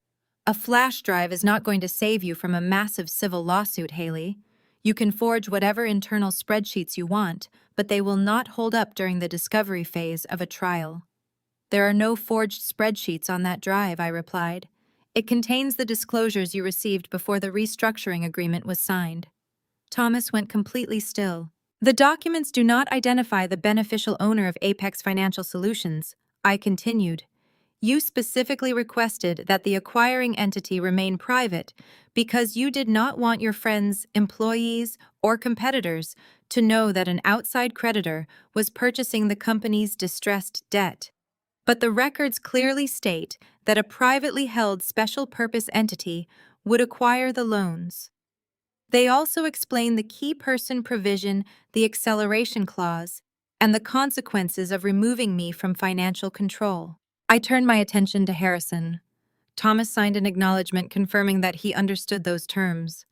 He did not know I ultimately controlled Apex because he never asked who owned it. All he cared about was avoiding bankruptcy without having to admit that he needed to be rescued. Harrison's expression tightened. "Digital disclosures can be altered. Email timestamps and internal records are not enough to establish informed consent." "That will not be a problem," a sharp voice said from the booth directly behind him. Harrison turned as Patricia rose from her seat. She had listened silently throughout the meeting, a cup of untouched black coffee resting on the table beside her. She stepped forward carrying a thick leather case and placed it beside the proposed settlement agreement. "This is Patricia," I said, "my corporate attorney." Patricia opened the case and removed a bound collection of documents. "These are the original notarized records," she announced. "They include Thomas's written consent to the transfer of the debt to a confidential acquisition entity, the board minutes approving the restructuring the master promissory note, and the signed acknowledgement of the key person clause." She opened the folder to a page displaying Thomas's signature beside the seal of a public notary. "The law did not require Haley to disclose her beneficial ownership of the purchasing entity," Patricia continued. "It required the debtor to understand the terms of the loan and voluntarily accept them. Thomas did both. He received the capital, avoided bankruptcy, and benefited from the agreement for 5 years. His decision not to investigate the identity of the ultimate owner does not transform a legal transaction into fraud." Harrison stared at the thick folder like it was a venomous snake. Patricia leaned down, placing both of her hands flat on the table, invading his personal space and completely dominating the physical dynamic of the conversation. "I listened to your entire extortion attempt just now. Harrison Patricia said, her tone cold and menacing. Threatening to file baseless charges of elder abuse and fraudulent concealment when you possess absolutely no supporting evidence is a direct violation of the ethical guidelines set by the State Bar Association. Patricia tapped her manicured fingernail against the physical folder. If you actually attempt to file that ridiculous lawsuit, I will not just defeat you in court. I will file a massive countersuit against you and your law firm for malicious prosecution and extortion. I will personally submit the audio recording of this entire lunch meeting to the Ethics Board, and I will ensure your license to practice law in the state of Illinois is permanently revoked. Do you understand me? Harrison was sweating profusely now. Small beads of moisture gathered on his forehead. He looked at my father, his eyes wide with panic. Thomas, you told me she acted independently. Harrison hissed, his voice cracking with fear. You told me you had no idea she bought the debt. You deliberately lied to your own legal counsel. Thomas slumped down in his velvet chair, looking utterly defeated. He could not look at Harrison. He could not look at Patricia. Most importantly, he could not look at me. The absolute truth was sitting right in front of him, and there were no more lies left to tell.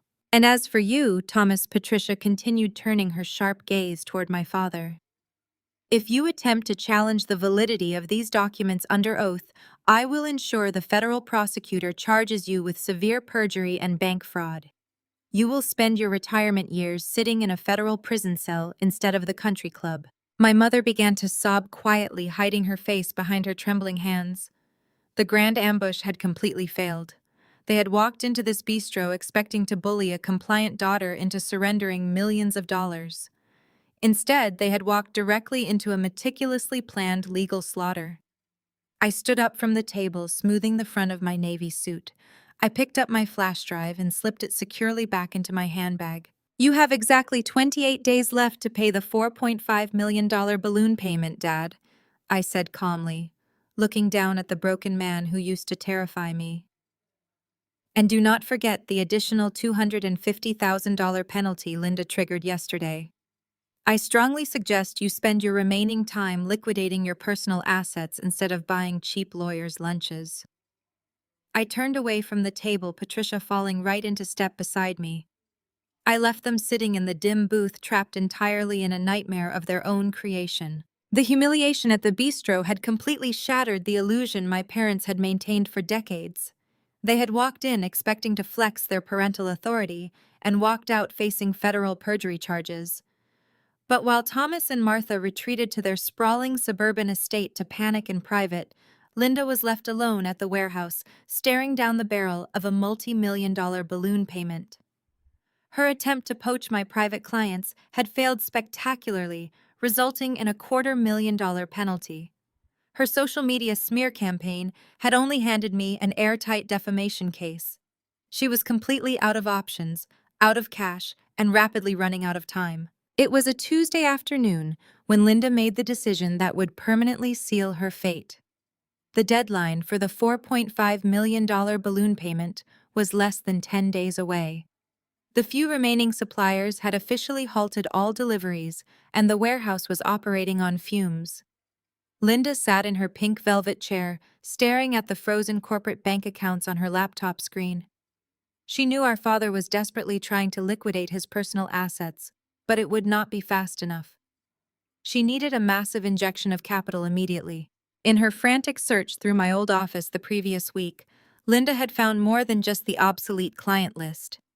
She had also stumbled upon a sealed envelope tucked behind a false panel in the bottom drawer of the filing cabinet. Inside the envelope were the physical copies of my original corporate banking credentials from 5 years ago. These were the highly secure multi-factor authentication codes I had used to set up the initial debt restructuring accounts before I transitioned everything over to Apex Financial Solutions. The credentials were technically inactive, tied to a legacy banking portal that the family business had not actively used in years. To Linda, however, those codes looked like a magic key. She did not understand the intricate security protocols of commercial banking. She did not understand that financial institutions track IP addresses, user locations, and digital fingerprints. She simply assumed that if she possessed my username and my security tokens, she could impersonate me online and secure an emergency bridging loan to cover the balloon payment. It was an act of pure, unfiltered desperation, completely devoid of any logical forethought. Linda opened her laptop and navigated to the commercial lending portal of a prominent regional bank, one that had previously managed the smaller operating accounts of our father. She typed in my full legal name. She entered my social security number, which she had copied from an old human resources file. She painstakingly inputted the multi-factor authentication codes from the physical document. The system paused, buffering for several agonizing seconds before granting her access to the loan application dashboard. Linda let out a breath she had not realized she was holding. She actually believed she was getting away with it. She began filling out the application for a $5 million commercial bridging loan. Where the form required a corporate guarantor, Linda typed my name. Where it asked for primary contact information, she used a burner email address she had created 5 minutes earlier.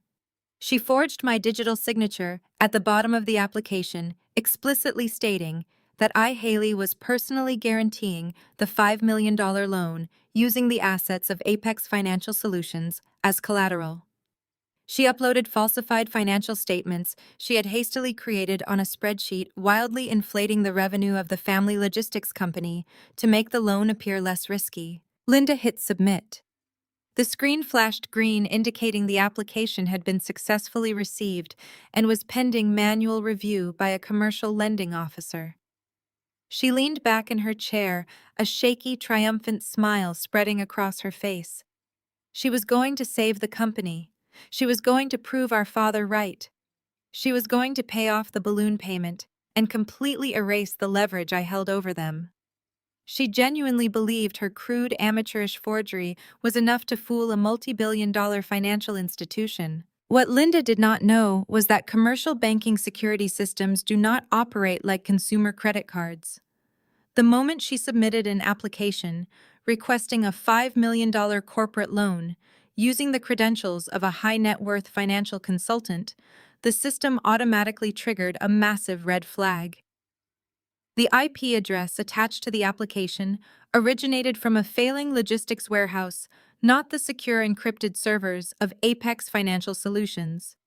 Furthermore, the bank already had my current updated contact information on file, flagged with a high security alert due to the ongoing litigation surrounding my family. At exactly 3 o'clock that afternoon, my desk phone rang.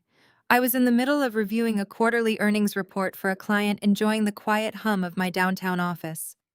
The caller ID displayed the primary fraud prevention number for the regional bank.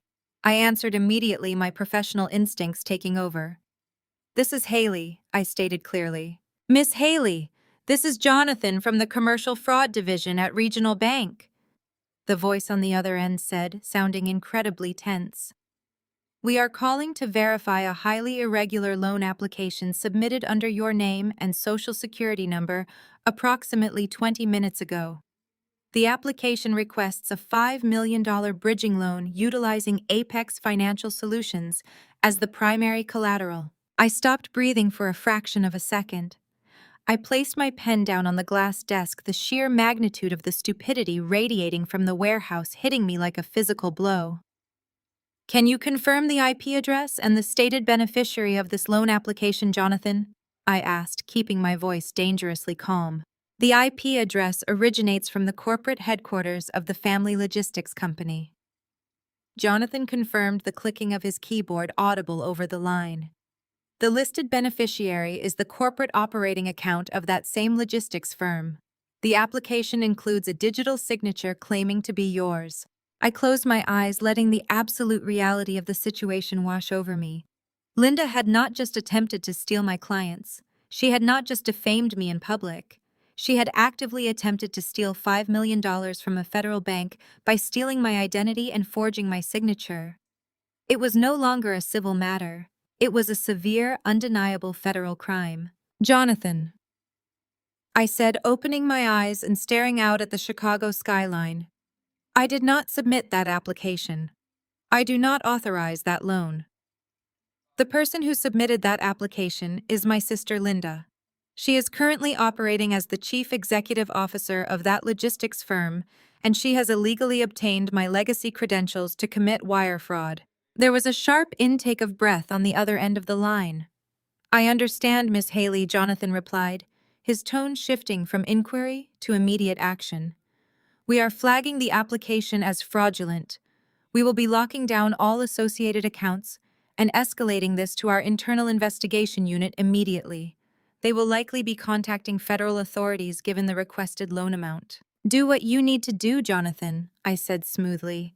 Proceed with your standard fraud protocols. I will have my corporate attorney contact your legal department within the hour to provide any necessary documentation. I ended the call and sat in the quiet of my office. I did not feel angry. I did not feel betrayed. I just felt a profound sense of finality. Linda had built her own gallows, tied her own noose, and eagerly kicked away the chair. She had handed me the ultimate victory on a silver platter. I picked up my phone and dialed Patricia. We had a federal fraud case to prepare, and the 30-day deadline for the balloon payment was rapidly approaching. The family empire was about to burn to the ground, and Linda had just struck the final match. Patricia responded with the speed of someone who had been waiting for exactly this kind of mistake. Within the hour, she filed an affidavit confirming the identity theft, issued formal preservation notices to the bank, and instructed the major credit bureaus to place emergency security locks on my financial profile. Regional Bank immediately classified the application as fraudulent. The request for $5 million was canceled. Every account connected to the application was placed under investigative review, and the digital records were preserved for federal authorities. Because Thomas and Martha remained legally connected to the corporate charter, several of their personal accounts were temporarily restricted as well. For the first time, the consequences were no longer controlled by family arguments, social media narratives, or threats made across a restaurant table.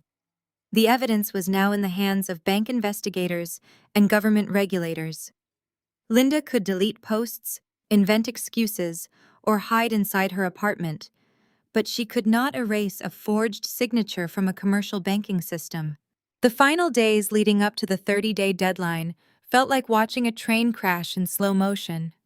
I spent my time comfortably running Apex Financial Solutions from my downtown office, closing highly profitable new deals, and aggressively expanding my legitimate client portfolio. My world remained calm, organized, and entirely under my control. Meanwhile, Thomas was experiencing the unforgiving reality of the free market. Desperate to raise the $4.5 million, he tried to sell his elite country club membership to a younger associate. The highly exclusive board of directors abruptly denied the legal transfer due to the rapidly spreading rumors of his impending public bankruptcy. He then attempted to secure a second mortgage on his suburban estate to generate emergency liquid cash. The secondary mortgage lender flagged his frozen corporate assets, discovered the pending fraud investigation associated with his primary business address, and decisively denied the application within 24 hours. Martha spent her days crying uncontrollably in her lavish master bedroom, refusing to answer phone calls from her wealthy socialite friends. She could not bear the public humiliation of admitting her precious golden child had destroyed their perfect wealthy facade. Linda was completely absent from the catastrophic battlefield she had single-handedly created. Shortly after the bank officially notified the logistics headquarters that the commercial loan application was under active federal investigation for wire fraud, she abandoned her newly acquired executive post. She cowardly fled the pink velvet executive suite and securely locked herself entirely inside her incredibly expensive luxury apartment. She stopped posting bright, cheerful updates on social media altogether. The confident, arrogant lifestyle influencer persona vanished into thin air. It was instantly replaced by a terrified, completely incompetent 30-year-old woman who finally understood that her reckless, impulsive actions had real, terrifying federal legal consequences. She did not bother going back to the massive warehouse to manage the few remaining administrative staff members. She did not attempt to politely negotiate with the furious unpaid supply vendors. She just hid in the dark, waiting silently for the inevitable heavy knock on her front door from federal authorities. The 30th day finally arrived without any grand dramatic showdown or theatrical family confrontation. It was a perfectly ordinary chilly Thursday morning in Chicago. I stayed in my peaceful downtown office late into the evening, watching the bright city lights illuminate the sprawling skyline through my tall floor-to-ceiling windows. I sat silently at my modern glass desk, watching the digital clock on my large computer monitor slowly tick closer to midnight. At exactly 12 o'clock midnight, the legal grace period for the massive $4.5 million corporate balloon payment officially and completely expired. The automated financial tracking systems at Apex Financial Solutions instantly registered the catastrophic failure to pay the required debt. A highly secure pre-programmed legal protocol executed flawlessly without requiring any further manual input from me. Certified digital notices of default were automatically transmitted directly to the primary corporate creditors, the State Commercial Business Registry, and the defunct primary email server of the Family Logistics Company. The additional $250,000 legal penalty fee that Linda had triggered was permanently cemented into the total outstanding financial debt.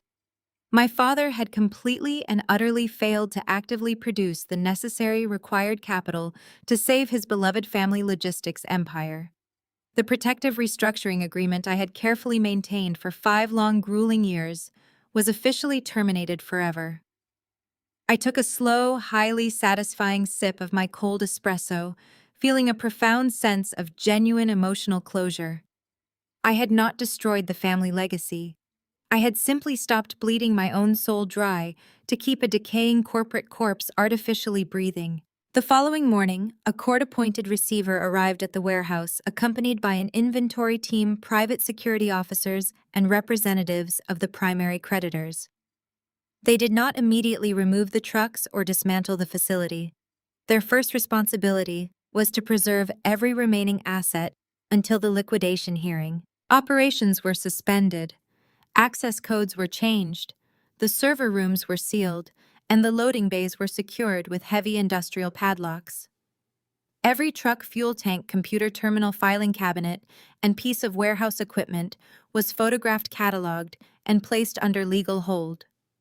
Suppliers were instructed to submit formal claims rather than seize property themselves, and the remaining employees were sent home. Thomas arrived shortly after 8, still believing his name carried enough authority to stop the process. He shouted at the security team and demanded access to his office, but the receiver calmly handed him a certified copy of the court order. The company was now under external control. No former executive could transfer, remove, sell, or operate its assets without judicial authorization. By noon, a bright foreclosure and receivership notice had been fixed to the main entrance. The building had not yet been dismantled, and the fleet had not yet been sold. Everything remained exactly where it was, silent and motionless, waiting for the public auction that would determine who owned the wreckage next. 3 days after the padlock secured the doors of the Family Logistics Warehouse, the annual Chicago Logistics and Commerce Gala took place. It was the premier event of the season for the industrial elite, held in the grand ballroom of a historic hotel. Crystal chandeliers cast a warm glow over the room, reflecting off polished marble floors and champagne towers. For the past decade, I skipped this event.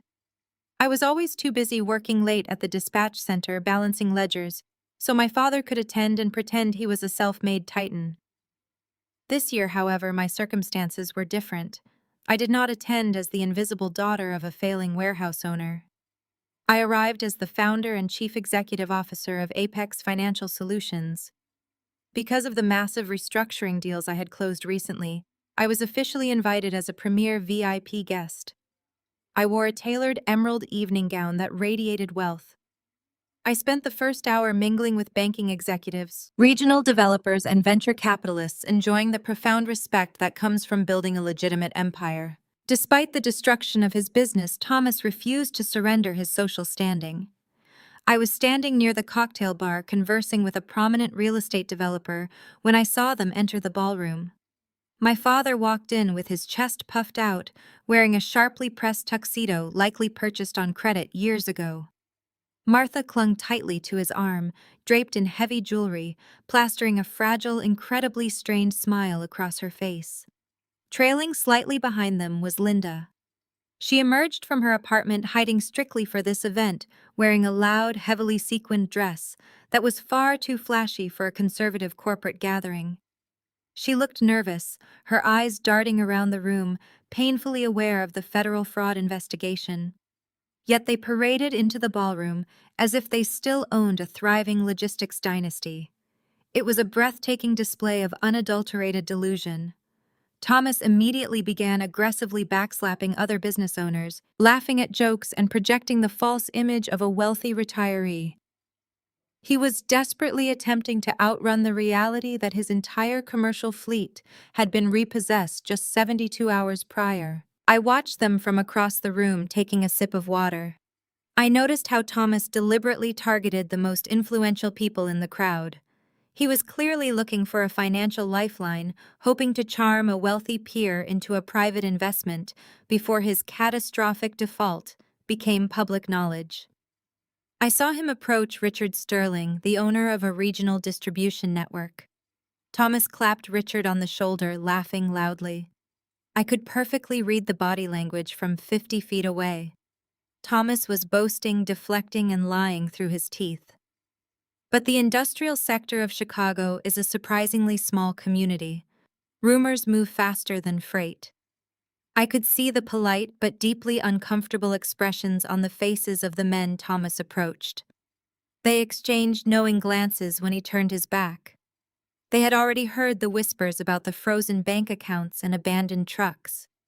They knew Thomas was bleeding out, but in the polite, ruthless world of high society commerce, nobody wanted to be the one to tell the dead man he was already in the grave. It did not take long for my father to spot me. I saw his eyes lock onto my emerald dress. His entire demeanor instantly shifted. The fake jovial smile vanished, replaced by a dark, desperate calculation. He whispered something sharply to Martha and Linda, gesturing aggressively in my direction. The three of them began moving purposefully across the crowded ballroom, cutting a direct path through the elegant attendees. I was in the middle of discussing a potential merger with two senior partners from a major investment firm. I did not excuse myself or attempt to walk away. I stood my ground, my posture straight, waiting for the inevitable collision. Thomas marched right up to our small circle, ignoring the basic etiquette of waiting for a break in the conversation. He inserted himself physically into the group, forcing one of the senior partners to step back. "Haley," my father boomed, his voice loud enough to carry over the noise. Several heads immediately turned in our direction.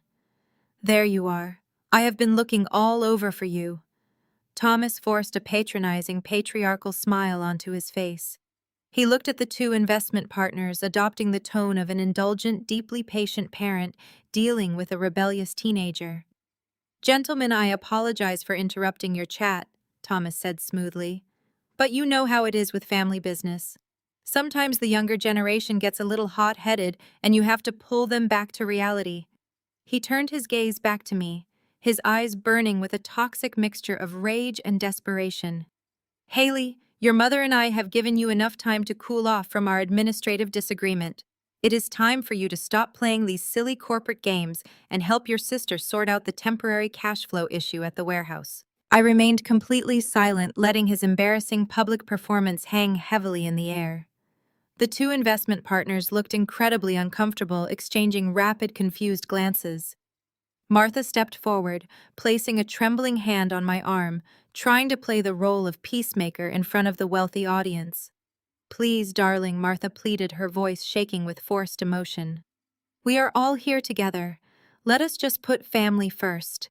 Linda is trying her absolute best to modernize the company, but she just needs you to release those minor operating funds so we can get the trucks back on the road.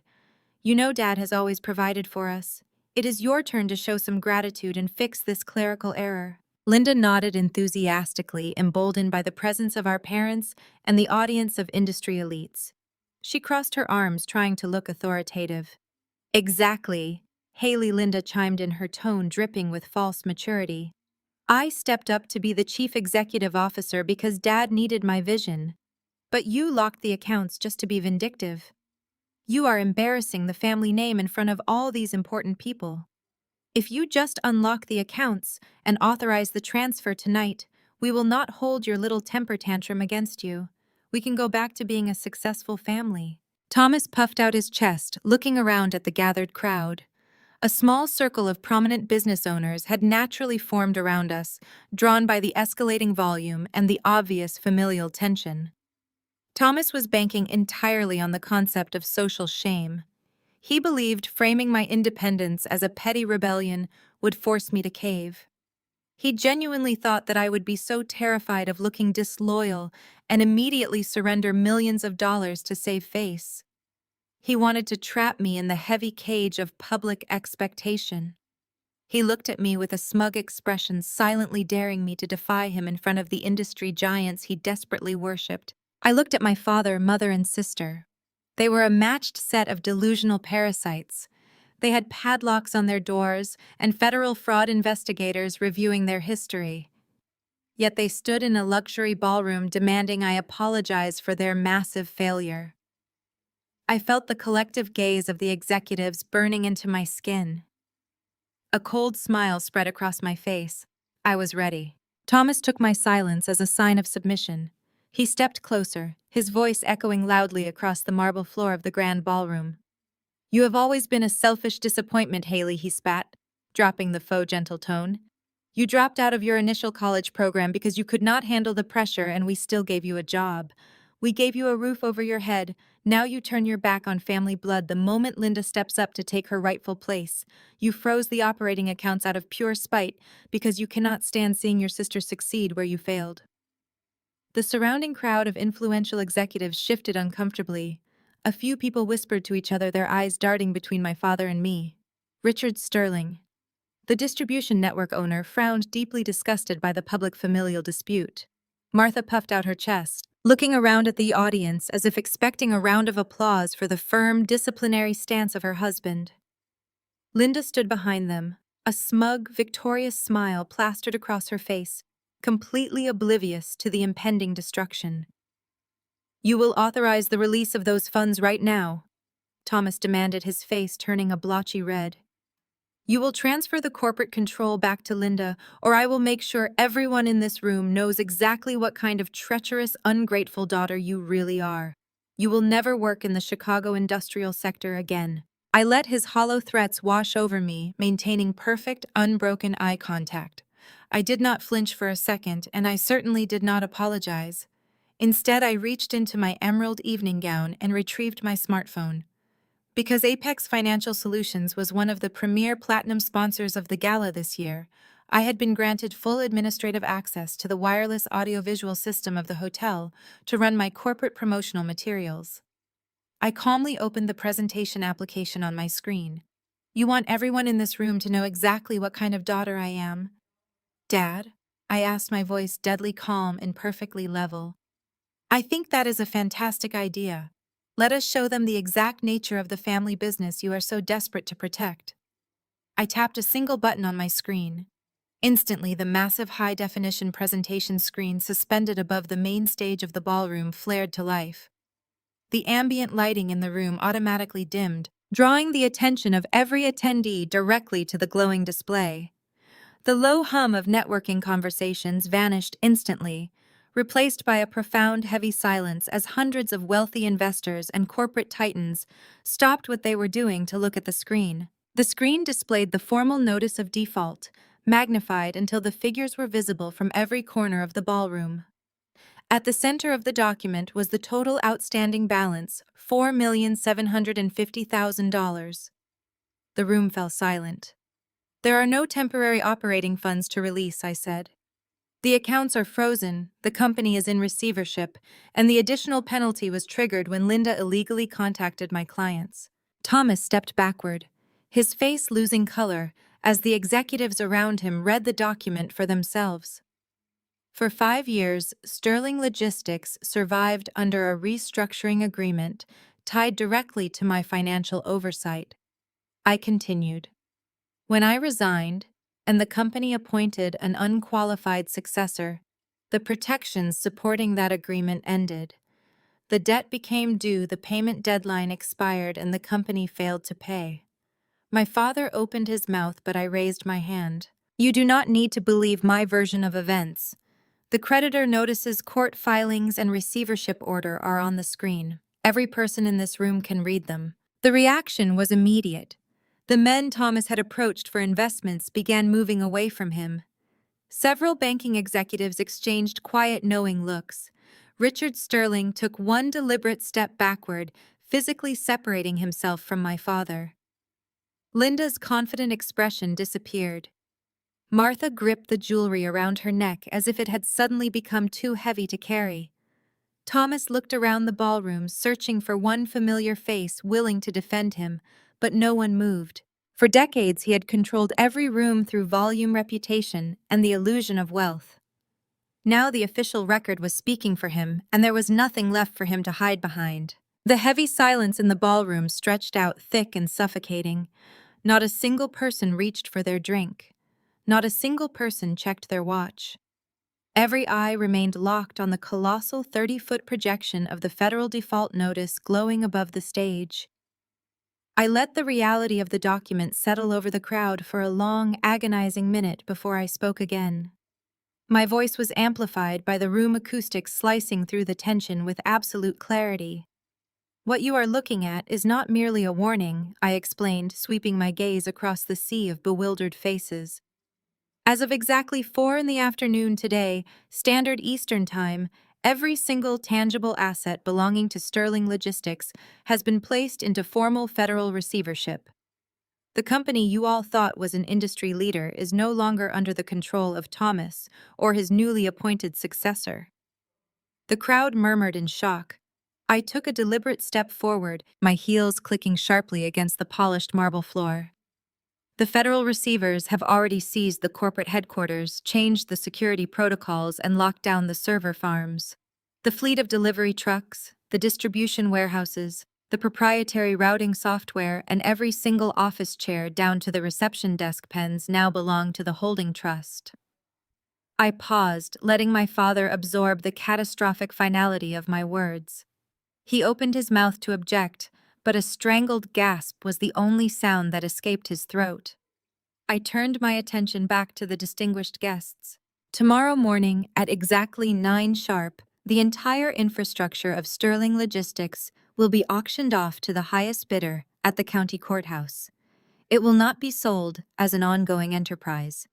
It will be carved up and liquidated piece by piece to satisfy the massive, staggering debt they accumulated through pure negligence. The investors in the room immediately began calculating their potential moves. I could see the predatory gleam returning to the eyes of the competing logistics executives. They were no longer looking at my father as a respected peer or a business partner. They were looking at a carcass they could strip for valuable assets. Thomas saw it too. The illusion of his impenetrable empire had been shattered into a million irreparable pieces. He turned toward Richard Sterling, reaching out a trembling hand in a desperate plea for solidarity. "Richard, please," Thomas begged, his voice cracking with panic. "You know me. We have played golf together for 20 years. We can work something out. I just need a bridge loan to cover the immediate margin call. I can restructure the remaining debt." Richard did not even blink. He looked at my father with an expression of profound disgust, as if Thomas had just tracked mud onto an expensive white carpet. "You lied to us, Thomas," Richard said coldly, his voice carrying just enough volume for the surrounding circle to hear. "You stood in my private club last week and fed me absolute garbage about your expansion plans. You tried to leverage our decades of friendship to secure a distribution contract that you knew you could never fulfill. You are not a businessman. You are a fraud. And worse, you tried to throw your own competent daughter under the bus to cover up your spectacular failures." With a sharp, decisive motion, Richard turned his back on my father. He took a sip of his bourbon and began speaking to the man standing next to him, completely erasing Thomas from his reality. It was a brutal public excommunication. One by one, the other industry titans followed suit.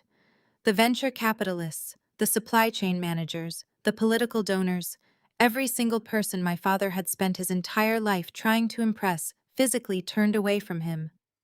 They formed tight little circles, deliberately closing their shoulders to exclude him. In less than 60 seconds, Thomas went from the center of attention to an untouchable pariah in the middle of a crowded room. The physical isolation was devastating to watch. He stood there, a broken man in a bespoke tuxedo, entirely alone.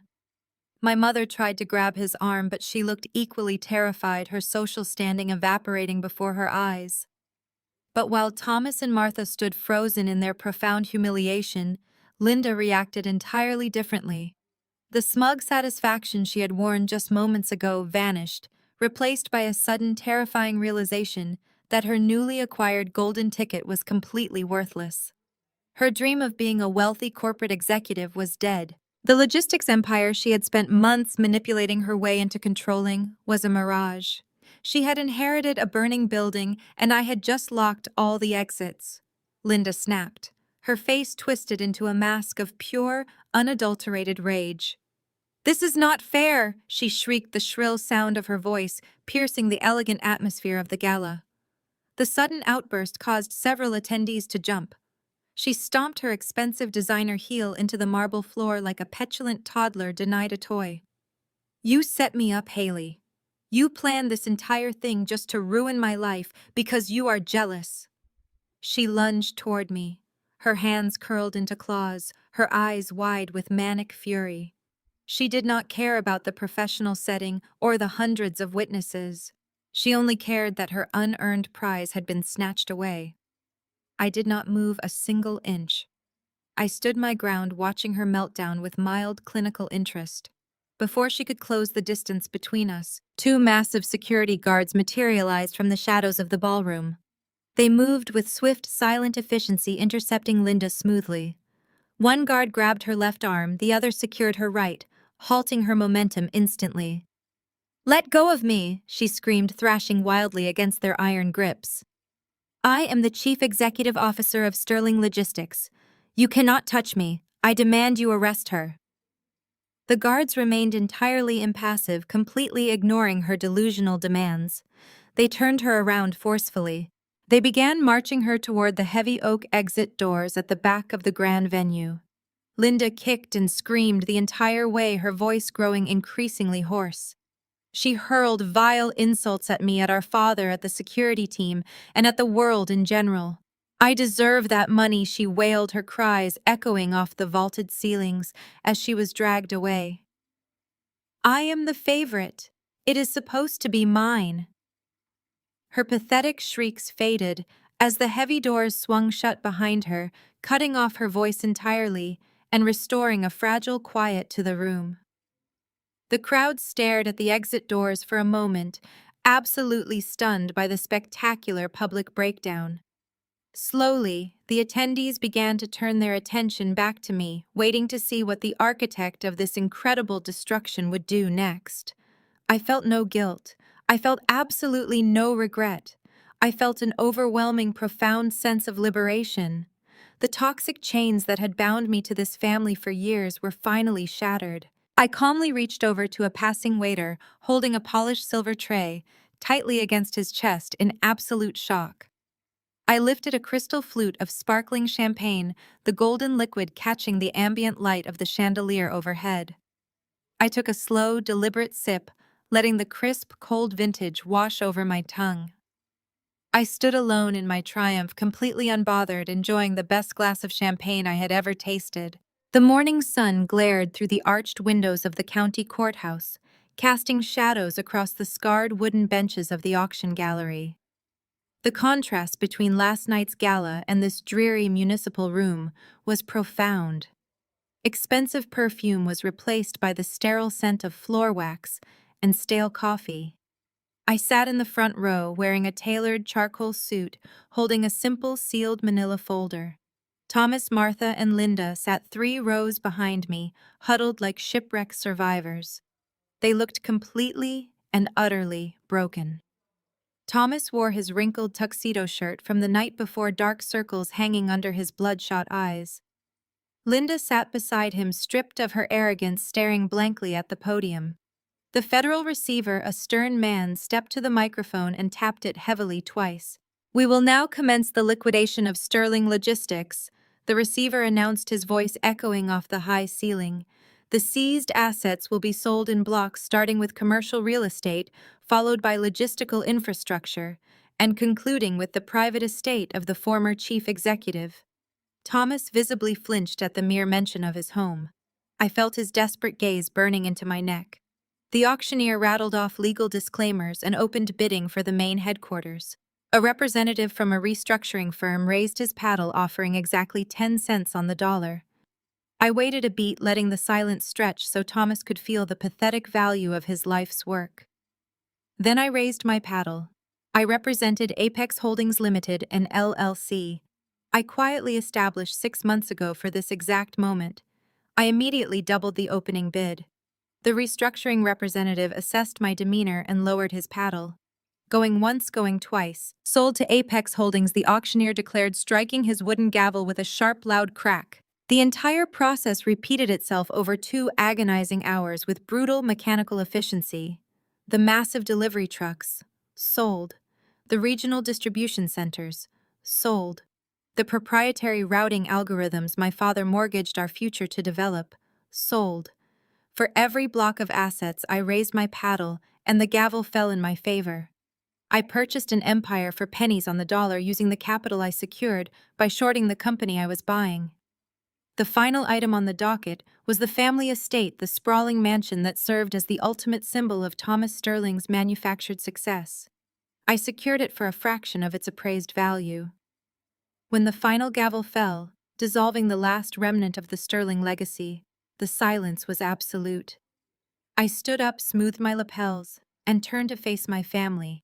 They stared at me in sheer silent horror. The realization of what had transpired was sinking into their exhausted minds. "You," Thomas whispered, entirely stripped of his former booming authority. "Apex Holdings. That is you. You bought it all. You bought absolutely everything." I walked very slowly up the aisle, stopping just at the edge of their row. "I did not just buy it." "Thomas," I corrected him, my voice calm, flat, and entirely devoid of emotion. "I rescued it from the absolute incompetence you displayed. You personally drove this company into the ground, and I bought the wreckage for spare change. The difference is, I actually know how to rebuild it." Thomas collapsed forward, burying his face in his trembling hands. The facade was completely gone. He was no longer the arrogant patriarch. He was a desperate, ruined man, begging for a lifeline. "Haley, please," he sobbed, the sound pathetic and hollow. "I know I made mistakes. I see that now. I was blinded by ambition. But this is my life. This is everything I built. Let me stay on. I can be a manager. I can run the Eastern Division. Just give me a small salary. Give me a desk. I will report directly to you. I promise." His desperate begging was truly revolting. I stared down at the man who constantly belittled my contributions, the man who tried to replace me just yesterday. Before I could answer, Martha stood up, tears streaming down her face, hands clasped together in a desperate plea for maternal influence. "Haley, sweetheart, please listen to your father," Martha begged, her voice trembling with manufactured emotion. "We are a family. We can fix this. We can be a united front again. You have the company, and that is wonderful, but we need each other. Let us heal from this. Do not destroy your family over business." I looked from my mother's tear-stained face to my father's bowed head, and finally to Linda, who glared at me with a toxic mixture of hatred and defeat. The audacity of their requests was astounding. They demanded loyalty only when they had absolutely nothing left to offer. "I am not destroying this family," I stated coldly. "You destroyed it the moment you decided my loyalty was a weakness to be exploited." I turned my gaze directly onto my father, forcing him to look up and meet my eyes. "You wanted Linda to run the empire," I said, pronouncing every word with deliberate clarity. "Now she can run the ashes." I pulled a pristine white envelope from the inner pocket of my tailored charcoal jacket and dropped it squarely onto Thomas's trembling lap. The thick paper landed with a soft thud. Those are your formal eviction notices, I explained smoothly, checking the sleek silver watch on my left wrist. You have until exactly 5 o'clock this evening to vacate the commercial premises and the residential estate. The locks will be changed at 5:15. Any items remaining on the properties after that time will be classified as abandoned and incinerated. If you attempt to access the corporate servers, I will have you arrested for espionage.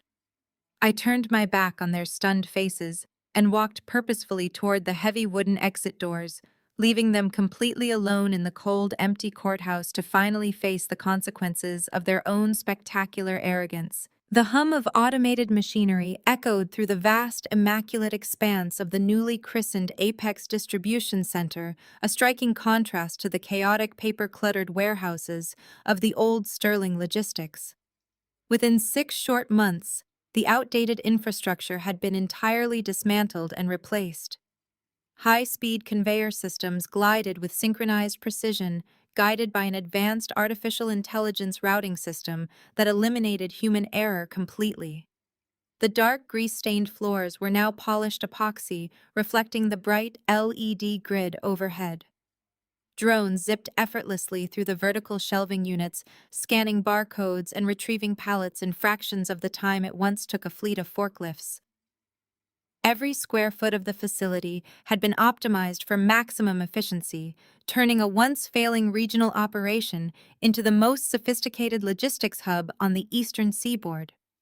The old Sterling name had been scrubbed from every surface, replaced by the sleek, minimalist geometric logo of Apex Holdings. While the new empire flourished under strict data-driven leadership, the architects of the previous regime found themselves trapped in a starkly different reality. Across town, far from the manicured lawns of the former family estate, Thomas and Martha adjusted to their sudden, unceremonious downfall. They now occupied a cramped 2-bedroom apartment situated directly above a noisy 24-hour convenience store. The air inside smelled permanently of exhaust fumes and cheap fried food. Thomas spent his days sitting in a worn thrift store armchair, staring blankly at the wall, his former grand stature completely diminished by the weight of absolute defeat. The tailored suits were gone, replaced by faded cardigans. Martha tried desperately to maintain a facade of normalcy, arranging plastic flowers in cheap vases, but the frequent collection calls and the constant rumble of traffic outside served as an unyielding reminder of what they had lost. They were entirely dependent on a meager Social Security stipend, their vast wealth completely erased by the liquidation. Linda's trajectory was sharper and far more humiliating. Stripped of her executive title and her unearned salary, she was forced to take a minimum wage position, folding clothes at a discount department store in a suburban strip mall. Her days were spent enduring the demands of disgruntled customers and the scrutiny of a manager 10 years her junior. The designer handbags and luxury vehicles were replaced by a public transit pass and a polyester uniform vest. Yet the daily grind of retail was the least of her concerns. The financial irregularities she had engineered during her brief, disastrous tenure as CEO had caught up with her. The bank's forensic accountants had uncovered a paper trail of falsified bills of lading and unauthorized fund transfers intended to artificially inflate the company's valuation before the crash. The federal prosecutor had already filed formal charges for corporate fraud, and Linda spent her brief lunch breaks huddled in the break room, frantically speaking with a public defender she could barely afford. Back at the Apex corporate headquarters, the atmosphere was one of serene, absolute control. I stood before the floor-to-ceiling glass windows of my top-floor corner office, looking down at the sprawling city below. The view was panoramic, offering a clear line of sight to both the bustling harbor terminals and the automated distribution hub in the distance. On my sleek obsidian desk sat a single leather-bound folder containing the quarterly financial reports. The numbers were staggering. Revenue had tripled, overhead had plummeted by 40%, and institutional investors were practically begging for a piece of the upcoming public offering. The market had completely forgotten the name Sterling Logistics, choosing instead to celebrate the brilliant, ruthless strategist who had turned a bankrupt relic into a dominant market force. I took a slow sip from my cup of black coffee, watching a fleet of Apex delivery trucks pull out of the staging area in perfect formation. There was no joy in their defeat, nor was there any lingering anger. What I felt was a profound crystalline clarity. For years, Thomas had preached about legacy, about the divine right of inheritance, and about the absolute necessity of family loyalty above competence. He believed that building an empire was simply a matter of passing a torch to the chosen successor. He was wrong. True success was never about inheriting a crown or occupying an office by virtue of a shared surname.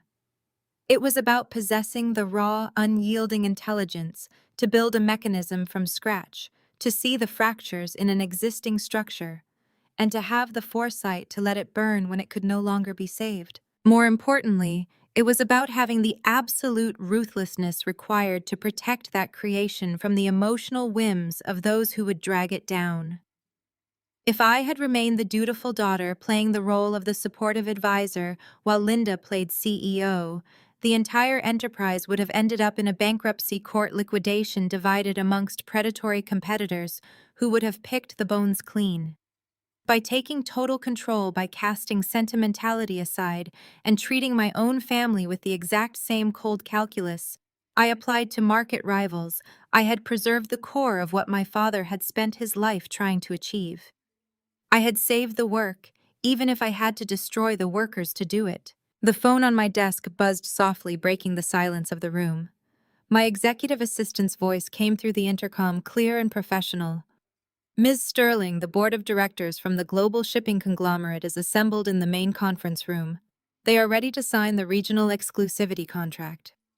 I turned away from the window, setting my coffee cup down onto the polished stone surface. I smoothed the front of my tailored blazer, feeling the familiar grounding weight of absolute authority. "Let them know I will be right in," I replied smoothly. I picked up the leather-bound folder, stepped out into the quiet hallway, and walked toward the future I had forged entirely on my own terms. The downfall of Sterling Logistics offers a stark masterclass in corporate survival. Competence always outlasts complacency. For decades, the company operated on the flawed assumption that legacy and family loyalty could shield it from market realities. Thomas believed an empire could be inherited through sheer birthright, choosing nepotism over skill by placing Linda at the helm. However, the business world is entirely indifferent to sentimentality. When ego and incompetence take the driver's seat, even the grandest empires will crumble into bankruptcy. True leadership requires the vision to recognize when a structure is fundamentally broken and the courage to rebuild it from the ground up. Haley's rise demonstrates that real power isn't given. It is forged through strategic intelligence, meticulous planning, and an unyielding commitment to operational excellence. By shorting the failing company and acquiring its assets for pennies on the dollar, she stripped away the dead weight of arrogance and replaced it with data-driven efficiency. Success belongs to those who adapt, innovate, and execute with absolute clarity. Look around at what you are currently building. Are you relying on past achievements, comfort, or the safety of a legacy you didn't earn? Complacency is the silent killer of ambition, and the market does not pity those who refuse to evolve. Stop waiting for opportunities to be handed to you, and stop letting sentimentality compromise your standards. Inspect your foundations ruthlessly, eliminate your inefficiencies, and take total command of your professional destiny. Audit your operations today, cut out the dead weight, and build an empire that cannot be broken.